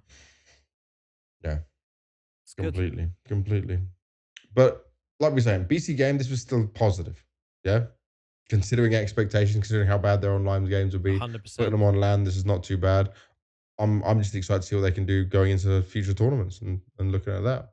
Yep. Next one, NRG, the boys you played Faceit with. Honestly, yeah. Beating Not Bait, not bad. too bad. Beating Astralis, pretty good. Yeah. Losing to Mouse, no shame in that. Taking a map off Falcons, yeah, is impressive. Is impressive. You may have got Yeah. dumpster on your pick, but like, did you see any of this game? No, I didn't actually catch this one. Okay. Unfortunately, I wanted to look back at it just because I had a little story Yeah, of you face it times. Face It with them. But I mean, I'm not like it's a weird one because I feel like NRG they played really well this entire tournament. I think even Mhm. in the mouse game there were moments where they could have gotten control, you know, of the map and the match. If you look at you know, they obviously their CT side was struggling on Dust 2. They only got 2 rounds picked up. I think one of them was a clip from Nitro where he just kind of pushes them, maybe. Either way, it's a game where they could have taken better control. They had a chance to win. Yeah. Normally, we don't see, you know, a mouse team have that much success on the T side. That's where they struggle, and their energy couldn't capitalize a little bit on that against them. But they could have easily won us too. An ancient, you know, kind of a yeah, reverse story. It's the normal mouse back. They're very, very solid on the CT sides. NRG just couldn't get the T side rolling. But picking up 9 rounds on both maps and being in a situation where it's scary for a top team like Mouse, Mm. um, I think still is pretty good. It's good. It's great even to some extent because of where NRG is kind of at or how you view them. Well, this is another thing about NRG now. Imagine if Nitro was there for the major. They could have easily made stage two. Like what Yeah. I'm seeing is like Daps obviously had to fill in. Nitro's having a baby. It's just kind of, it's very important, family life. But I mean, it was the kind of what if moment now. And at least they didn't fall off and they're still competing with it. This is what's positive. So I'm not going to jump the gun on them. I'm not going to say like there's going to be wow moments from this team. But my eyes are open to their next games. Like I am interested to see what might happen to them in the future, what they might be able to do, Yep. I think it could get very interesting. Next from here, Foot, who we keep talking about very positively. Foot is an exciting team to watch, man. They start off beating Furia, 3 maps against G2, 3 maps against Astralis. I do feel like Astralis is a team I would put them above, personally. But I don't know. Like, They're in again, the I didn't see same this. kind of ranking. Same category? Okay. I mean, This Ryu guy, very good. I don't know how yeah. well he played in these games, but Ryu on Astralis is very good. But Foot for me is like between Laux, Jugs, Demon. These guys can all have pop-off games. Even by the way, Symmetry, however you want to say his name, he definitely played better here than he did at Bounty as well, which is I impressive think considering it was his LAN. their individuals look really, really sharp, and obviously they've made kind of a meteor, meteoric rise, meteoric. Meteoric Rise, yeah. Yep, something along those lines, rise. Meteoric, you got it. And I think like it's kind of hard to just keep that going. I think eventually you're gonna hit some walls, and they're making things competitive. They are Mm-hmm. doing really, really well against every single team. They just need to keep grinding. We just need to see more of them. They're It's super how exciting. The long? only thing I'm scared about is, you know, this is a team that, depending on what happens, is a great farmer team for a lot of these kind of That was my big thing. teams Yep. that, Yep. you know, like Liquid doesn't find the success they need. Okay, let's look at Foot. What individuals can we grab and kind of make our team work again? So they're in that space right now for Mm-hmm. me where if people are going to scout the next talent for a big team, they are Yeah. the ones you're looking at. But they didn't sell their core. Foot is a real football organization from Turkey. Yeah. I don't think they need to sell off players unless obviously the players want to leave. And I they mean, seem to that's the be a problem. If close the team. player wants, Yeah, but it which they seems to will, be like they're close together. yeah, A lot of them, other than Louts, came up together in Navi Junior. Yeah. They've yeah, been from this journey together. They're as long as that can still work. And by the way, I think Coolio deserves a lot of credit as coach yep, because he's really trying to level up these agreed. young guys. Um, So right now, I if they can survive this year without changes, they can be destined for some good things. Because Navi really cooked with this team. Navi did great things with this team, being able to put this together more I successfully. don't think they will survive the year without someone getting stolen. You think someone will get stolen after Clone Major? I think Transfer window? I think FaZe is one team. Yep. I think Liquid is another. I think if there is going to be kind of a swap after the first period, like let's say half year, where Mouse could be a potential, where they kind of look at some of these players, depending on what happens, right? Who gets what? Yeah. But these are NaVi as well. Is another team that I would like. Okay, these are teams that I could see within 6 months steal a player from Foot. Mm-hmm. Yeah. Yeah. Yeah. I get it. I don't want to see it. I hope that they can last. Hope that they can stick it out. I want to see this team, same team for the year. That would be the ideal situation. Just because I'd be very surprised.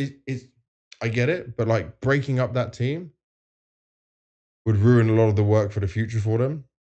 And sticking sometimes together when you've got Welcome just to the right esports, pieces. baby. No, I know we've been this a million times, but it's like this is one of those teams I don't want to see them touched. I want to see them be able to just stay and do okay, you know? Yeah. Then we're going to come on to, I'm going to call this a NaVi disappointment. I'm not going to call it a failure like it was in Last Bounty. I know I already joked and said like good game from NaVi against PARIVISION, but they could have lost that series for sure. I mean, you're probably looking at the Dust too, or against Spirit mostly. Dude, it's not even just that though. It's like you should have closed it out on Mirage. Yeah. Yeah. Like this is a NaVi who have been playing against Spirit and had struggles against Spirit now for like 2 years. Yeah, it's always been a tough team for them. Ridiculous, like the matchup itself, you know, that we used to call like a rivalry matchup, or It's we not a still rivalry. do to It's some not degree. But anymore. we still do it like a talent desk, like this is a Yeah. derby of some sense, or whatever you want to call it. It's like 11 to something to Spirit, like 11-2 in the past. In maps, it's 21 wins to 8 wins of NaVi. And that goes all the way back to Katowice it's like 2024. ridiculously one-sided. Yep. Spirit and Hallie and I don't know, it doesn't matter who's IGLing. They've worked out how to deal with him. Yeah? Yeah. How to deal with Blade's system. They're calling like, this isn't a problem team for them. And then they come up against the Furia, who, by the way, Furia is not in a good shape. No, they and they lose terrible. Mirage even worse. Then they win Inferno, and then they get lost. Their Dust 2 looked crap this event. NaVi's Dust 2 was crap. And this, by the way, wasn't even like bit underperforming or anything like that. We weren't maybe getting the same wonderful as we was at the major. Yeah. But these games hurt me. As a NaVi fan, these games are like, because I remember I stood here and said, no changes. I'm happy to see NaVi make no changes. And now I'm thinking, do I regret saying that? Like, do I actually want changes? I mean, yeah, it's kind of hard to digest it because Fury is not in great shape, and obviously NaVi isn't either. I don't know. NaVi is in a weird bracket for me. I don't know how they are for you, but NaVi is in the same bracket as FaZe. Not in terms of like how good they are, just in the bracket of they played the major, they did reasonably well, probably saw some progress even at that tournament where, you know, they obviously fumbled a win against FaZe they probably should have had to reach a grand final of the major. And that's probably how they review that entire spectacle, is that they should have been in the grand final and had a chance to win the major. Yeah. And we look at them play now, and they don't even look close to being on that level. And I'll say the same about FaZe. They don't look close to being on that level. And right now, they're in that space where that's why I look at Foot as a team and say, they're probably having some eyes on from these kinds of teams, because they can be a quick fix to reset the entire project. Wait, you didn't say some Foot players going to NaVi, because say this, imagine, I don't know if this is, I'm just guessing. NaVi. Oh, sorry, I'm half asleep. I've been awake since 3 a.m. today, and it's already now. I think I did.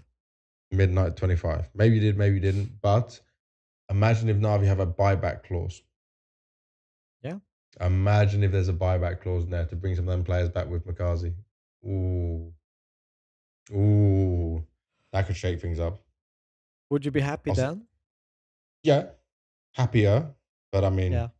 I'll try and find out some information about that. I'll try to take a look at it. Next team to look at, 3D Max. You know what, with 3D Max, every time I give up on them, every time I give up on them, every time I'm like, this team. They're the new VP. This is a great way to describe them. So look at this. They beat FUT, which was crazy for them to beat FUT. Yeah, I'll take that as a win. Then they beat BC.Game. Cool. Then they beat FaZe. By the way, they played a lot against FaZe. And I always say 3D Max's way of playing is so standardized that it like feeds into a FaZe team or a Carrigan team.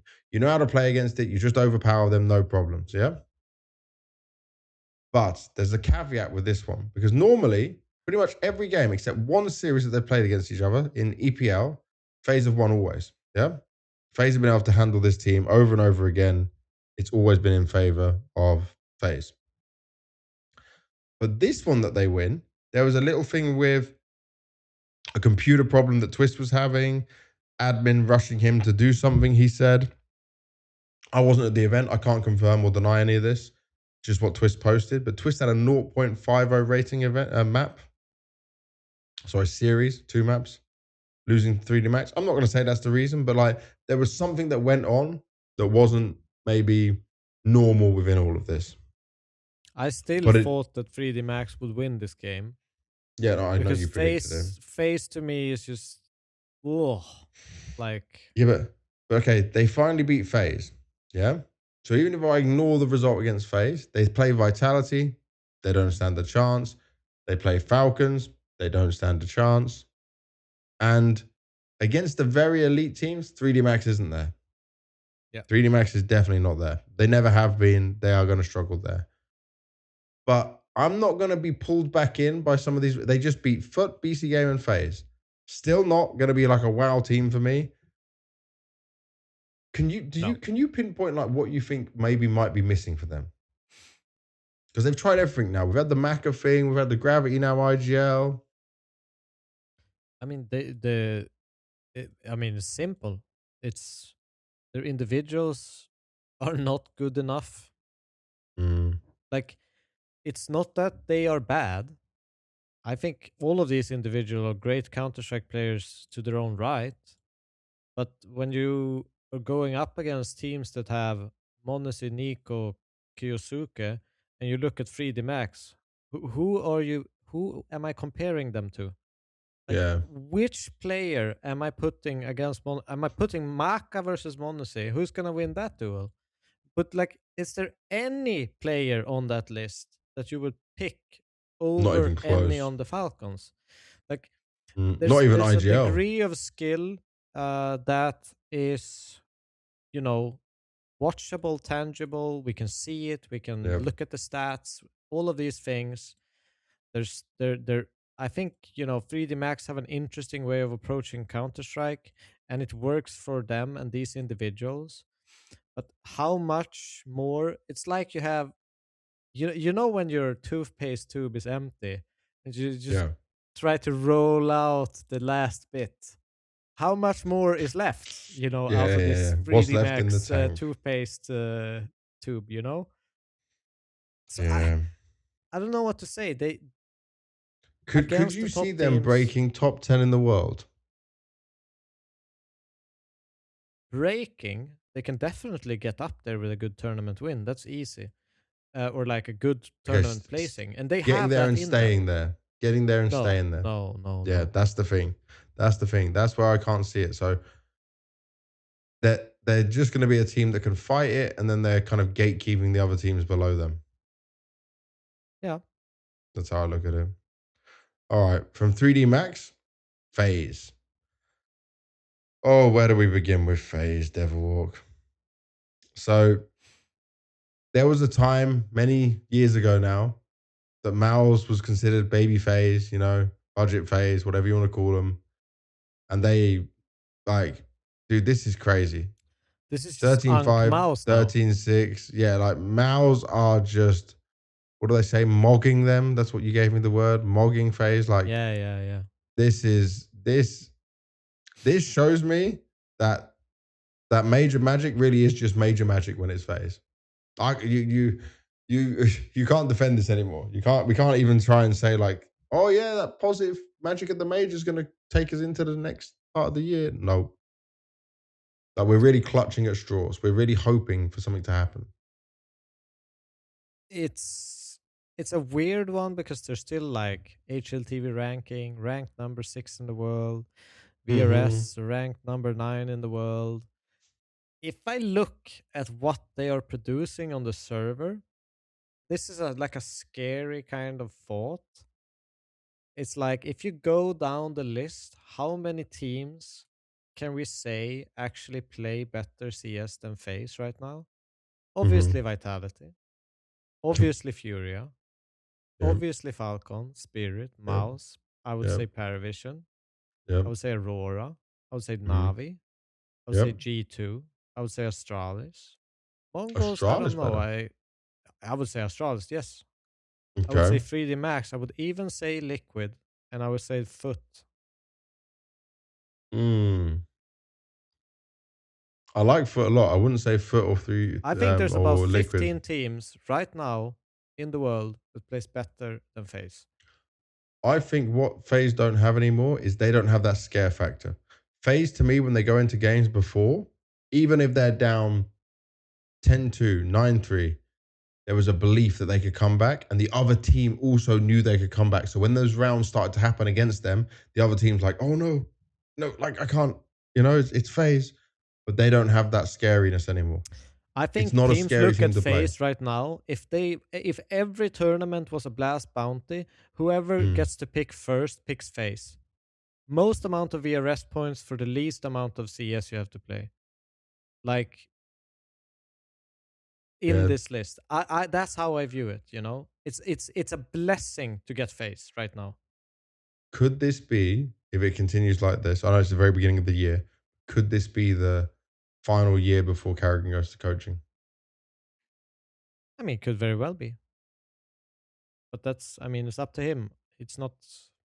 Yeah, but I mean, like, how long does they keep? Because a lot of people say, "Oh, we should change Carrigan." I'm not on the thing of like change Carrigan because I believe he can make pieces work. But it feels like the pieces he have right now, even he may believe in it, sometimes just doesn't work. Yeah, I think one big problem is that they, in the past, have been so overwhelmingly better skilled than their opponents to some Mm-hmm. degree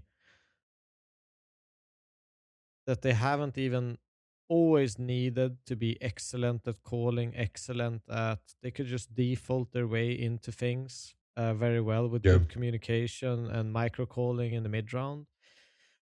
Right now, to play that style for them feels like a liability, and that's why we see Carrigan also have to kind of switch the approach a little bit and and Mm-hmm. and call and kind of run the game a lot more because they don't have that belief even in themselves to some degree. Um, a- and it's a slippery slope for me. It's a slippery slope. Yeah. We'll keep an eye on it. We'll see how they can do at future events. The 9th to 12th is kind of rough after how well you did in the major, especially considering this was on LAN again as well. Yeah. Next, almost making the playoffs, but not quite. Astralis. They obviously went through the first stage, beating Pain, lost to NRG. That was the worrying sign. Despite how good we were praising NRG, it is a worrying sign if you're comparing Astralis versus NRG. Then they beat GamerLegion, they make it through. They lose to Spirit opening game. I caught the Spirit game. That was at least exciting on the Dust 2 one. I feel like definitely Astralis should have had that one. Like there were so many good chances for them there. Then they beat Paravision, they beat Foot, but it's 3 maps. And they go 3 maps to Furia, and they can't quite make it work. Despite like Furious Overpass is now no longer what it was last year. And obviously, Astralis do enjoy a bit of Overpass. But I Yeah. mean, I thought it was going to be 2-0 to Astralis at one point. I really thought they were going to get Mirage as well. They played great. Like it's uh, like if you look at how new this project is, the teams they're Mm-hmm. beating, how well they are playing, the eye test, everything. It looks like they have belief in the system that Huxi is, running, and the space of Rio, and they just Yeah. sync very well. They look very in sync when they're playing. Look like a real team. They have an understanding of what they want to achieve on the server, something that was completely missing and gone from when they had Device and Magisk. Yes. Um, and I mean, you have to sing their praises. They were battling against the best teams in this world right now, and they were making every single game competitive. I mean, Yeah. every single time they played, they looked like at some point, if they just won one crucial round, it could have swung in their favor. Even Yeah. against Spirit, even against Furia now. I mean, I'm nothing but impressed. I thought it would take much longer to integrate this and get everything going. But it Yep. seems like, we've seen a revitalization of the other players as well. In Jubby starting to have, some of his old self back, producing really, really high quality CS rounds. Stare obviously been really good as well. But the new boys He also, can do anything. coming in, and they're doing so good. Like Rio on that Ryu. entry, Ryu. Rio Mm. on that entry has been, incredible for them. And he's fearless. You can see it in him when he's playing. I think they got a great, great squad, and I'm excited to see Astralis. I did not expect them to do this well. Yeah, they beat my expectations as well. And this is still very early days. Fuzi has had great moments at the same time. Like he's got big shoes to fill. The last AWP they had was Device, and then there's now Fuzi. Second time he's been around this whole thing. Fuse has been better And than Device was last year. yes, by far. By far. It's not even close. Not even close. And then our last team to look at, Devilwalk, who won't be making it to playoffs. This one's wild. Second place, a blast bounty with a standing into not making Krakow playoffs. It's Falcons. Oh, dude. Oh, dude. Watching that game was painful. Losing both games in overtime. Now, people can sit there. If you're a Falcons fan, you can sit there and go, oh, it was close. Like, it could have gone either way. Blah, blah, blah. Bro, Falcons had every opportunity to close that game and win both maps. I mean, Getting advantages, should we playing even well. start there? Like, first of all, against Aurora, I mean, they probably don't play Mm-hmm. overpass Falcons at all, which is why Aurora get a free map of Anubis right Yep. on the get go. It's probably a really bad matchup for Falcons in general, because I mean, Aurora spent an entire season trying to find another map they can play. Uh, so they've kind of last year's kind of been like a grind for them just to get more maps to find Mm-hmm. ways to win games, and it hasn't really worked out for them. But with the addition of Anubis, Aurora is a Trump fucking card. scary team. They're a Yeah. scary team to play because they are so good on this map. Like, and then the grind that they had from the past year, they can actually get two chances now to get another W. Yep. Um, so that makes them super scary. I think it's fine that they lose against Aurora if they're forced to bring in Anubis in the map pool. But Mm-hmm. overall, they should be beating a team like Aurora. Um, and then, obviously, then it becomes a little bit more crazy because they're losing a map and making it close against NRG. Yeah. I thought they were going to lose the series. I truly believe they were going to lose the Yeah, series. people are thinking that, and it was Moments on Dust looking 2, like that at some point. what am I watching? Like, this can't be Falcons. And obviously, some of their individuals stepped up, and eventually they made it through. Mm-hmm. I think the only game they had full control over in this entire bracket was against 3D Max, which is a team that is much lower than them. Yeah. So they definitely looked shaky. And against Mousesports, if we deep dive into that match, I will just, for context, any Mm-hmm. Counter-Strike enjoyer, let's say Inferno, you Yep. have a CT half 7-5, you win T pistol 8-5. Dust 2, you win 7-5 T side, win pistol 8-5. That's what they were working with. Like this is huge leads Yeah. to have going into halftime, where they pick up the pistol, but from here something happens with Falcons when things are on the line. We see MongolZ, like, I don't know. I don't even know where to start. There's so many clips you can go on this match page, and like, there's like, oh, Falcons lose another 2v5, 3v5. I think it was a 2v5 on Dust 2. They Mm-hmm. lost I think it was the very last round in regular time. It was 12-11. Kioske is window up, and they're doing a B split mouse Oh, into yeah, them. he got 2 kills, which He was gets 2 great. kills. They get Yeah, and it's the another third one he tries. third one.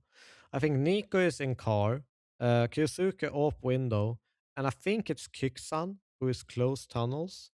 But tunnels is ish smoked, Mm-hmm. at least. But they know position of the tunnel guy, and they know the position of the guy outside B. Yeah. And they, from a 5v2, where only I think Kiksan had taken damage in the team, they lose that situation. And Mm-hmm. it's one of those things where we could go into Skybox and just run it and just be like, Yeah. It was another one of those rounds. because it ends up in a Dude, like triple bring back for Jimpat and I think Spinks, who comes from tunnels. They go into B. MongolZ goes in mid. We have who is it left? There's, well, someone is tunnels. Either way, MongolZ picks up a molly. He insta peeks into door, dies to the car guy. oh, Testes is coming through. Testes is coming through. Tesses is coming. Yes, Tesses is coming through tunnels. It just ends up like 2 1v1s. Jimpat ends up clutching from a But 1v2. But it's just wouldn't like so many off sync moments happen in these fast paced kind of but doesn't this scenarios come where they down to just you? have the map. They have it. But doesn't this come down to you as like the team play is still not there for Falcons? People say it's the choking, people say it's the pressure, but like if I compare this game, the team play won it for Mouse. You know, playing off each other, making the right decisions. Some reads in there, obviously, as well. The fumbles of like Falcons had so many advantages. The clutches as well. Like, I mean, there's plenty to talk about. This situation is just, it should never happen. I mean, you have everything under control, and especially when you get those entries so early, you know where they are, and three mm-hmm, of them die in within a second to make it a 2v2 and lose it. I mean, yeah, even the fact that, you have people in C2 who can spam door if he even tries to enter it. And Nico is a bit unlucky, dinks impact and gets instad. But even he could have just waited and waited and waited for Kioske's contact in window again. yeah, Kioske didn't need to rush out window and just die, missing his op yeah. shot and being like It completely was a in the crazy open. one. He But could have he just, went to refrag, but it was like a delayed refrag, you know? So he got yeah, two it was great like, kills and he saw his teammate die, so he thought he would go for it. Yimfat was way steps ahead of him. yeah. And it just looked really awkward. I Mm-hmm. understand why all of these things happen, but these are the moments that they hate themselves for, probably. Yeah. Yeah. That has happened continuously over tournaments and tournaments. And I'm wondering how much these moments are starting to weigh on them, where it almost We've been makes here it before. worse and worse every single time. And also, like, Zonic can't keep getting away with this, right? I love him as a person when I talk to him, and I respect him for the history he has in the game and the amazing work he's done as a coach. He's not to blame for these situations, but it has been now like you've got him, you've got Lars, they're working with the team, they're working with the players, and they've been stuck in these situations, and we keep seeing these same kind of mistakes. Where is someone not listening? Where is someone not agreeing on this? Or like, I'm never going to blame the coach directly for like all of these problems, but there's some responsibility that needs to be taken at this point because this has been multiple years now I with all the think lineups, all the players he's given. the biggest responsibility I would put on Sonic is for, obviously, I think that Falcons have a team of individuals that should be able to not even be put in that position in the first place. They shouldn't be Yeah. 12-11 fighting in overtimes, even against a team like Mouse. Even though I think Hmm. Mouse is a great team, they should be doing better from the very get go. Now, Yeah. in the situation that we discuss, I think it comes down a lot to the players themselves. It's not something you can just say, hey man, don't throw. And all of Yeah, a but it sudden, keeps happening. it does keep We've happening. been here. But this is situations that if you would ask every single Falcons player what to do Mm. if you would video review, they would all know the answer and they would all point out the correct mistakes and what they should have done. It's information they already have, but they can't process in that specific scenario. Um, But they're not so learning from it. Yeah. So even if you're watching it on demo review, even if you're going over it, it's the fumbles again and again. yeah, Like and they'll there were so probably many keep rounds I happening. watched. The only solution is just don't put yourself in that fucking position. Be more dominant from the start. Make sure that the entire game plan and what you bring out on the server do not Mhm. put you in that situation. I don't think I've watched a team more where I see, like I watch the beginning of the round, stuff happens, and I say, oh, they've got this round, and then I might go, I don't know, I I mean, go and pick up a Falcons, drink. No, to be I fair, go and like pick up a every single drink. round they can lose it. Yeah, but I'm saying they put themselves in a position where it's like they can win the round, yeah, and they're in a good spot. I can just turn around, look at my phone, get a drink, and then they somehow lost it. And I go, what the hell? How did you guys lose that? Like, how did this Yeah. happen? How did we find it? And that's the problem. And this one's going to hurt for them. This one, they know it's not good enough. And trust me, there's going to be pressures from Falcons as an organization onto these guys eventually. And Donic needs to find a way of everyone agreeing on these protocols of what happens and what communication is being worked on or what read it is or who's making the decision making. Because this has been a curse of like a lot of Nico career. This has been obviously Munasy's been with him alongside it, but new players, star players, good position players, good role player, and you're still having it. Yeah. I mean, what can I say? It's It's terrible. crazy. It hurts to Yeah. watch, and I can't even, like, I'm not a huge Falcons fans by any degree, but it hurts for me, so I can't even imagine what it does Yeah. for the hardcore fans and followers of Falcons team. Yeah. All right. Well, that's our review of everything that's happened so far. Let's get on to our preview. We're going into the playoffs. We're going into the Krakow Arena. It's called the Toron Arena, I believe it is. How many Yep. seats does this have? Krakow, Toron Arena, seats. I want to find out how many people they're rocking with. So it Uh. is the largest one in Poland. Capacity is up to 22,000. Um, Let's So that's like see. using floor seats as well. I reckon it might have like 18 for this, I guess. I'll try to find out for when we do the next episode. But I'm expecting something good. I'd love if ESL did a 360 stage. They're not known for that. It's kind of not what they go for. But I would love if that because that's what we had for the Krakow Major back in 2017. So that'd be Yep. nice to see. By the way, this is another thing actually. Format. We spoke about it already. 6 teams to one of the most prestigious tournaments of the whole year going to playoffs is not good enough. It should be 8 teams. Yeah. For the But it's also fans, for like the you're competitive. grinding what? I'm sitting here, I'm watching 8 days in a row for the playoff to be Mhm. 6 teams. I don't know. It feels Yeah. weird that there's so much CS to catch up on. And then the end part is like this small. Yeah. And then on top of that, I'm not going to use I'm not defending Falcons as well, but they played 2 games today. They played 3D Max at the beginning of the day, had to wait until the end of the day and play Mouse. Yeah. We should be past this now in esports, in CS, where we need to play 2 best of 3s in a day. 1 best of 3 a day. There must be a way to work this out. I know the calendar's tight, but ESL has a lot of the space on the calendar. It would just be better for the competition if it's only 1 best of 3 a day and we get 8 teams in the playoffs. Yeah, I Especially for agree. your I Krakows and hate Colognes. 6-man. I think it's absolutely Yeah, but ridiculous. do you not agree on the only 1 best of 3 a day?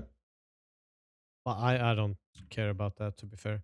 I don't give a shit. I think I it's think it's better. I think it's better if you just have 1 best of 3 a day. personally, I think it's better. But I mean, I come also from an era where we played 8 best of 3s a day in a tournament. Yeah, but and it's like, unlucky, man, you're out on the 8th best of 3. So, I know, it's but we've moved on past that now. We're not in those times. we've moved past that, I know. Yeah. But I'm a little bit wishy-washy on that. I don't really. I wouldn't mind if I got to play, had the privilege to play 2 best of 3s. The Mm-hmm. only thing that for me is important is that if you do end up playing 2 best of 3s, just let us have a fucking meal and tea and shit, and I then think they I can definitely play. have that. There's more than enough time. But it shouldn't be too much time either. It can't be Mm-hmm. play my best of 3 in the morning, wait 5 hours, and then play my best of 3. That doesn't work. But they Then did you're that. They fucking played at 1. cooked. They played at 1. Yeah. My time. Yeah. So 2 your time. And then they played at 18:10 your time. 7-hour gap. No, then I disagree. I think that's fucked. I think if you play See? them in a row, I think it's fine. Yeah, see? That's where we're at. All right, but where Yeah. we're at with playoffs.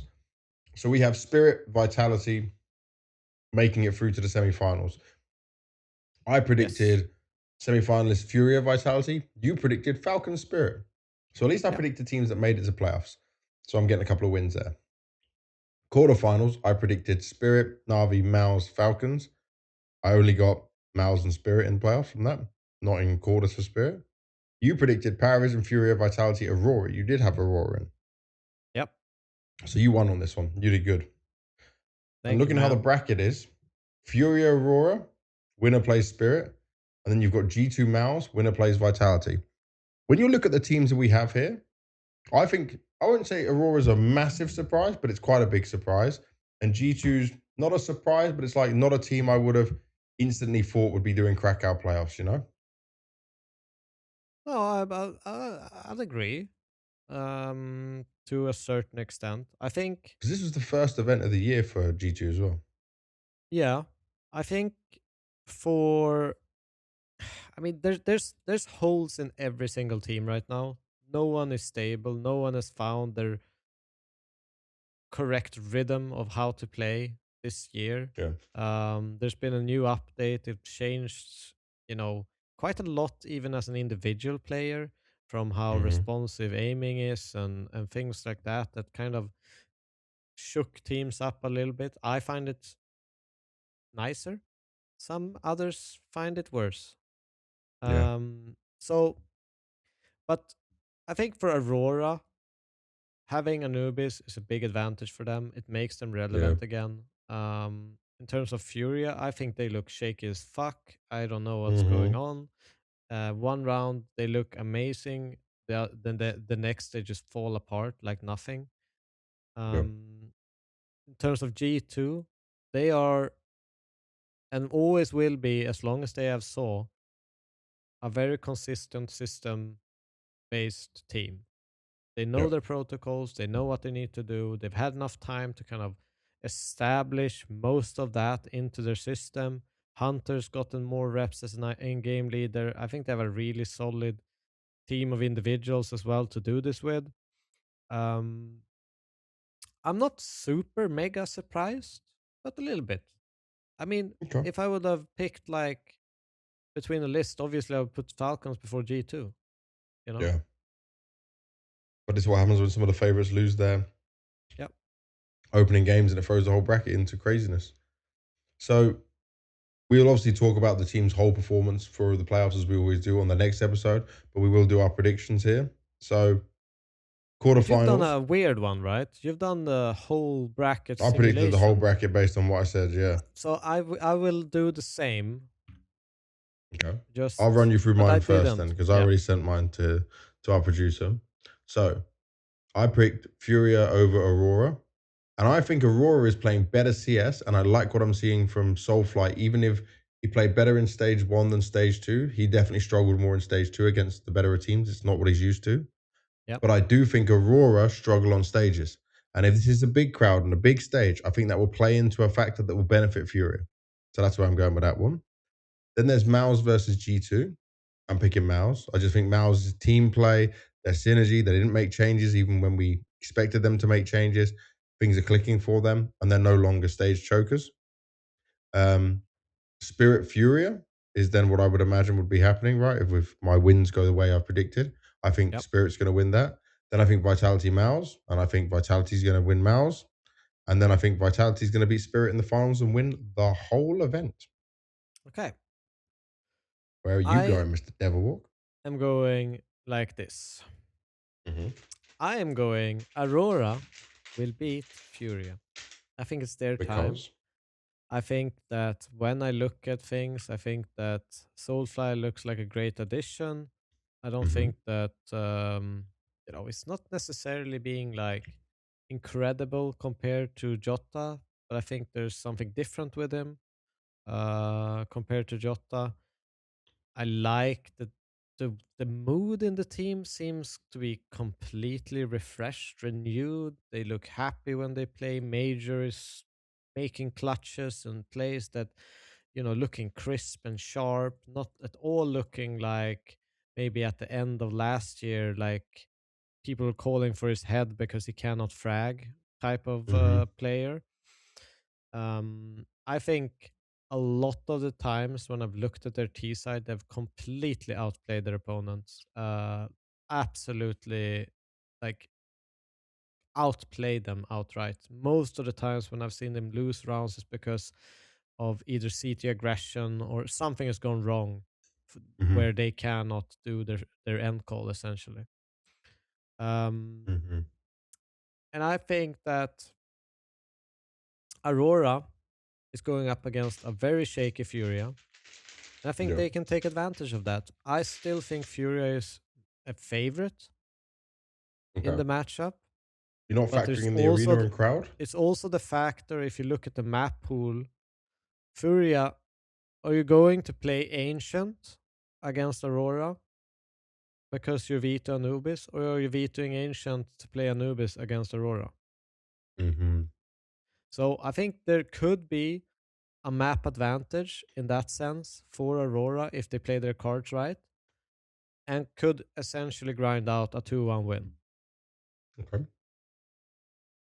Next games? Uh, Next game, it's G2 versus Mouse. I've picked Mouse. I think they looked solid. I think they still have it in them. They fumble a couple of rounds here and there, but they've had a little bit more of a clawback sense where they start winning some of these unlikely rounds where they always lost in the past. Mm-hmm. They've started to win, and I think it will give them a little bit more belief, Okay. especially this win against Falcons. But against G2, I think Mouse is just a stronger team in general.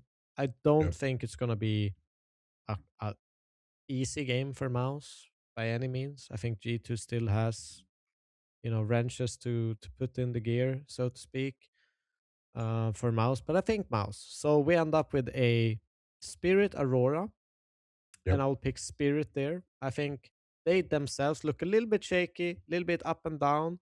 There's a bit difference in the play style. Um, but I like what I see. The vibes are great. Donk is barely mad. He's got magics with the vibe machine next to him. Yeah. And it's all smiles on them. They're having fun. And I love seeing that. And I think that will make them dangerous going into this match in Krakow. So I think Spirit in the final. And I do think Vitality will beat Mouse. Okay. But I think we're gonna see a Spirit win over Vitality. Ooh, okay. I didn't expect you to go for that. Why? Why would you choose Spirit? So I don't know. Maybe it's old sentimental heart, but I see the guys when they're playing, just the vibes. I think it's a different spirit. I think it's a I don't spirit think they're that ready for that yet is. They with might Magic's. not be, but Mm. this is not the greatest vitality at the end of times they're playing. This is still Yeah. a vitality that has holes and has shakiness. I think if the game goes in the right direction, they can definitely do it. And I think a big up for them is like if you look at, even at the major, the amount of tilting Donk did or got to, I don't think that is you know, going to be a factor in a final against Vitality. I think he's gonna enjoy his time and he's not gonna have drop in performance. He's gonna just everyone's gonna be on the same page. And Sontex has looked up and down, but great at times with his clutching ability and anchoring. So I just think that I like the mix of them. I like it, and I'm willing to bet on them just because of what I've seen on their faces. Okay. Well, let's see what happens when we get to the end of it all. But that is it for our preview and our review of everything IEM Krakow so far. And only thing left to do is our Q&A. Now, before we do that, Devil, I need to do my injection. And then I pause, stop, pause. Yep. So as always, if you didn't know by now, when it comes to the Q&A, you can join our Discord. It's down in the description, or it's just all about cs.gg/Discord. We take questions every week and answer them on the podcast. We're not putting this behind some paywall. We're not making sure like only select people can answer. All you have to do is join the Discord, take part in the discussion, and we will answer your questions. So the first one comes from BlackZ, like a Dragon Ball Z name. He says, do you guys think NaVi have some buyback options for some of the foot players? The players look really sharp. Could see Demon or Jugs as a good replacement for Bit if he would leave the team at some point. Well, I actually touched on this. I don't know. Great But I question. think it is a very great question. It's a question I will try and find out. I mentioned this earlier in the show. And the reason I want to find out is because NaVi have always been good with their contracts and smart with this stuff. But I don't know if Foot would have agreed to it. But you would still hope, because obviously NaVi was smart enough to let this team go. They were grinding up through the rankings so well, make the money for them. Don't want them to compete because they can't be at the same major under the same organization name. But if they raise these players up and they got a good relationship with him, Army, the head of esports, he's been so good, like in terms of players just wanting to like follow him, learn from him, grow with him, that it would not surprise me if they had this option at all. And it'd be really good for them, especially helping out NaVi. And it would undo what I like in Foot, but at least it'd be reunited with Makazi. Yep. And we got another question from our regular Expert question Scourger, answer. Yeah. the only viewer that has seen the podcast live. Oh, yes. Oh, yes. Came down to Budapest and saw one of the actual episodes being filmed when we were doing it with Starladder. That was epic. Yeah. He has the question: is this perhaps the stupidest reasons to go down a map? Care to share the stupidest reasons you can remember of a team having to forfeit a map? Also, Virtus.pro looked awful in this BO1. Best of one. So this is a photo he posted as well of Yeah, we the need to show match that. page of Nemiga Add this versus photo. Virtus.pro, where Mhm. Virtus.pro forfeit the first map Ancient due to missing cameras for 2 players. And just to give you some context, pretty much every single tournament you play in Counter-Strike today requires you to have a webcam, so that Yeah. either the admins can tell you to put it on, view the keyboard, whatever. You might need an overview if people are potentially thinking that you're cheating. Well, it's Uh, normally this now, right? It's normally like the face camera, so I can see if you're looking at like a radar, yeah, all the time. yeah, And then one from behind that shows your screen. yeah. So this That's is normally a the. this is a normal thing. Like it's not something. Oh, Mhm. what? Who has a camera? No, everyone has a camera. If you're a CS player, you have a fucking webcam because you are forced to have one. And for them to not have cameras ready and have to forfeit a map in a tournament, which they know way before they need to, is ridiculous. Absolutely ridiculous. Does that mean Now, it's the stupidest reason to go down a map? it's probably not the stupidest. I mean, I can't think of anything else. You would know more. I mean, I played a mixed team, okay? I played in a mixed team. I was just like, let me actually put it up. This is a Swedish mixed team that we just joined a tournament randomly. And we're playing, it's the WCA qualifier 2017. And we are playing Flipside Tactics with Electronic, Markelov, World Edit, Blade, and Waylander.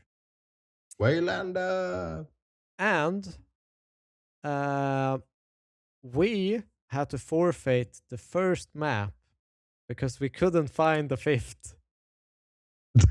Yeah, but that's probably happened lots of times. And we that's the stupidest. Won the second map 16-12.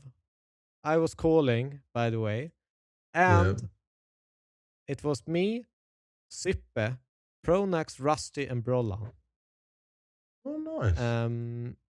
We go on train. We lose 16-13. And lose from there. So you lost the map because of not having a fifth. Who didn't turn up? Well, I think, if I remember correct, I think we were supposed to play with the Norwegian 1.6 player Kalle. Oh, no, Kalle, yeah. The Norwegian. Great player. I think it was like top 5 in the world at some point in 1.6. But yeah, I think he couldn't make it. And then we were scrambling for like an hour trying to find someone that we thought would be good enough, but no one could. They either had pracs or, whatever. So yeah, we had to forfeit that map. Well, VP is definitely the stupidest because they're playing in these tournaments all the time. They know they need these cameras, and that's it, right? There's no other way to do it. So yeah, that's kind of crazy. We were just 5 buddies, man. We were just 5 dudes or 4 dudes trying to find a fifth. And yours is a mix. Yeah, yours. By the way, yours is a mix. You're not signed like these are to VP and stuff like that. There's nothing in comparison. 0 pracs, by the way. Just chilling, just enjoying the game, just playing through some tournaments. Yeah. All right, well, that is it for episode 49 of the All About Counter-Strike podcast. Thank you very much for watching and being here as always. Don't forget, we do have the knife giveaway going on up until the end of Krakow. It will now be 2 videos back you would need to go. We must subscribe to the channel and comment on that video. It's on the video where we have the image of the knife being given away. It's $1,000 Doppler Phase 4 knife that I'm sure people would love. So yeah, make sure you get a chance to enter into that. As always, the views, the support, the kind words, the fact that people enjoy the very different styles me and Devilwalk have and how we do the podcast, it's all massively appreciated. I can't thank everyone enough. You deal with our crazy tech problems and our different changing in locations and everything else all the time, our rants and our rambles, and you seem to be enjoying it. So we'll keep running the podcast. We'll be on episode 50 next time, 50 episodes as we get at the end of Krakow, going into that's great, by the way. That's actually sick. That's a milestone. First, I think 25 was the first one, so that was our silver. Does this make the golden? Then what is it, platinum for 75? I don't know how this works. I don't know either. Yeah, so it's a lot for me to try and do it. You're doing like the marriage thing or what? Yeah, marriage and episodes. Yeah. We're basically married. Don't tell my wife. But that's it for the episode. Anything you want to say, DW? No, I mean, hopefully I have a great update next time and I'll be on 3.5K. 3.5, yeah. That's, I mean, if you see me on a Faceit game, say hi to me. There's been lots of people who've said they've listened to the podcast. They love the stuff that we're doing. So truly appreciate that. And yeah, I need hope to know you enjoyed this one. If there's any viewers right now watching who has played a game against Devilwalk, tell me how it was. And if you played with me, Played with him, sorry. Tell us how it was. I want to know in the comments. I want to see what's I going hope on. it's not like someone that's had toxic Devilwalk at some point. He's like, God, this guy's a fucking asshole. Like, why Fucking did I have to cunt, play man. with him? All right, well, that's it. We're done and dusted. We'll be back on the 9th of February. So, ready to rock and roll with you all. Thank you for watching. We'll see you on the next one.